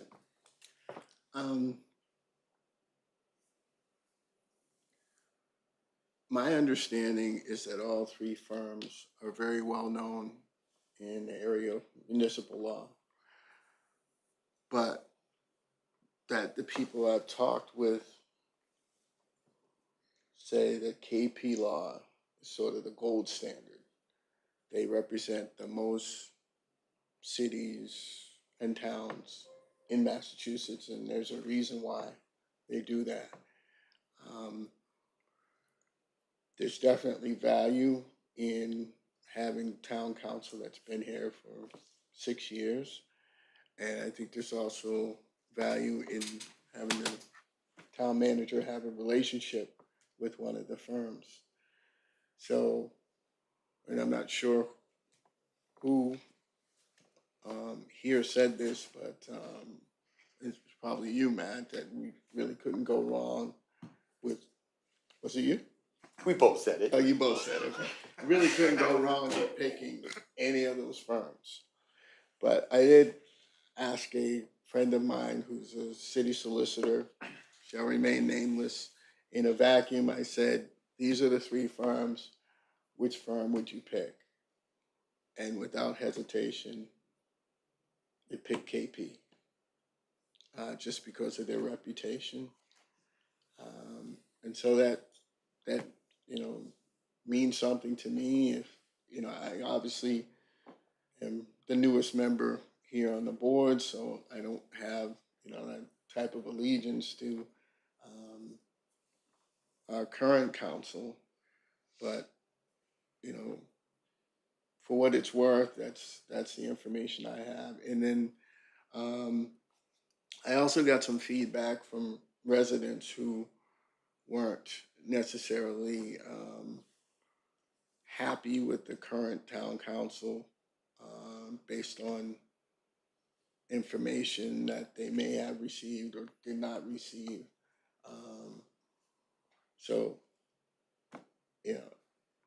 I would lean towards KP, but I think, I'd be okay with anyone that we decide to pick. I think all three are very competent. All three have experience in municipal law, and all three could serve us well. And I think I told Matt that, to me, and I don't want to put it all on you, but the town manager works the closest with town council. So your opinion to me is very important. I will say, it's their job to sell us on themselves. I think two of those firms did a very good job of selling themselves. I think it was the last two. I think the energy and the sort of let us impress you was very overt. And I think the first candidate, we didn't really, we know them, but didn't feel like they really made the strongest case possible. And I think that KP did. I think that Adam and Lisa did a very nice job of describing their hunger and their passion. I do come back to looking at the towns that they serve.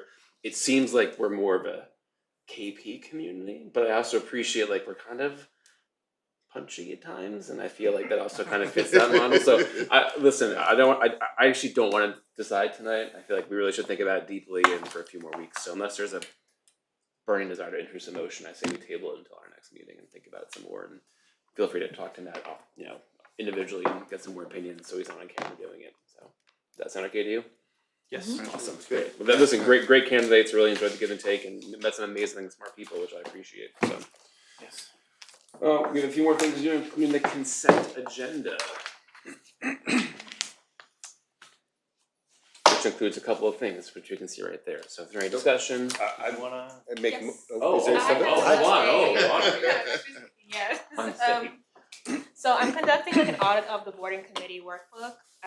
starting with the 2026 reappointments. And I've been working really closely with the town clerk's office, monitoring any outstanding oaths, as well as maintaining the track record for the appointment process this year.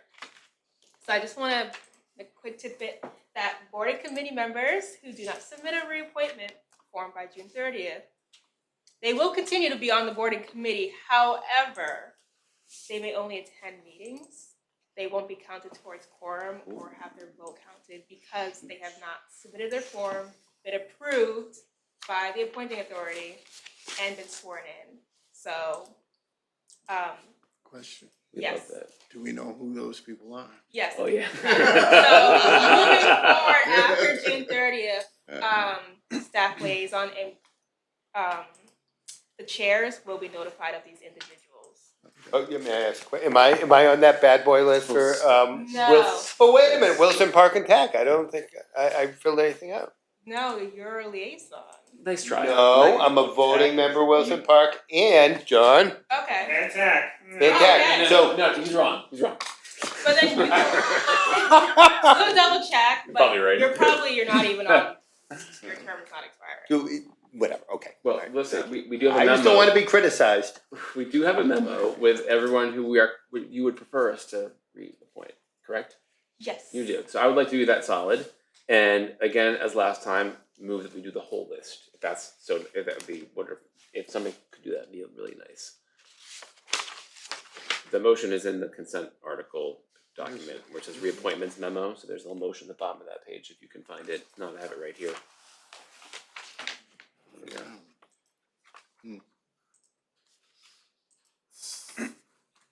So it must be this. Last one, yep. I move that this, oh, you go ahead, Sherry. Or I was gonna do it. I move that the select board reappoint the indicated board and committee members for terms as described and authorize the town manager to sign the appointment letter on behalf of the select board. I'll second that. Moved and seconded. All those in favor, please say aye. Aye. Any opposed or abstentions? No. 5-0-0. Then there's some other consent agenda items. Thank you so much, Anna. Including the one-day alcohol license, temporary sign permit, and the 6/20/26 meeting minutes. Brian Carr. Yeah, there's one more. Brian Carr. We have one outstanding oath, and his term is coming Okay. up. I move. Want me to Hold on, wait. Oh, To what? Oh. Hey. I move that the select board reappoint Brian Carr contingent upon the resolution of the outstanding oath with the town clerk's office. What does that mean? Oh. Never sworn in. They were never sworn in. Okay, we should encourage Being appointed to what? to be sworn in. community media. CMC. Sorry. There we go. See, yeah, I'll second that. I think Bob already seconded. Moved and seconded. Thank you. All those in favor, please say aye. Aye. Any opposed or abstentions? Okay. 5-0-0. And finally, now the other consent agenda items. That's the last one. I move the rest of the consent agenda. Second. Moved and seconded. All those in favor, please say aye. Aye. Any opposed or abstentions? There are not. 5-0-0. Let's keep it nice and tight, Mr. Hanson. The town manager's report. I'm. Let's keep it tight. I would say skip it, but you. No. We like the pictures. No, there's a few good things. Saturday, June 13th, on the Common, there was the music and arts experience, and then I'll skip down a little bit because then the following day, on the 14th, there was the Parent Diversity Council 5th Annual Pride Celebration. I know a number of members of the Select Board were there, and I'm sure that was appreciated by the organizers. The DPW does have a really neat pilot program rolling out in the month of July called Resupply. It's working with a company through a Mass DEP grant program that helps connect basically reuse of furniture rather than just having it go to a landfill. So thank you to the DPW for always working on great programs like that. Will they fix it if it needs some repair, or must it be fully functional? Ooh, they usually like it in good condition. I can't tell. Like, yeah, I'll double check, but I'm pretty sure they want it. Yeah, No, got it. Make more sense that way. Yeah. Like new, I'll use that word. Finance Department is just a quick reminder about tax bills being mailed on June 30th to August 3rd.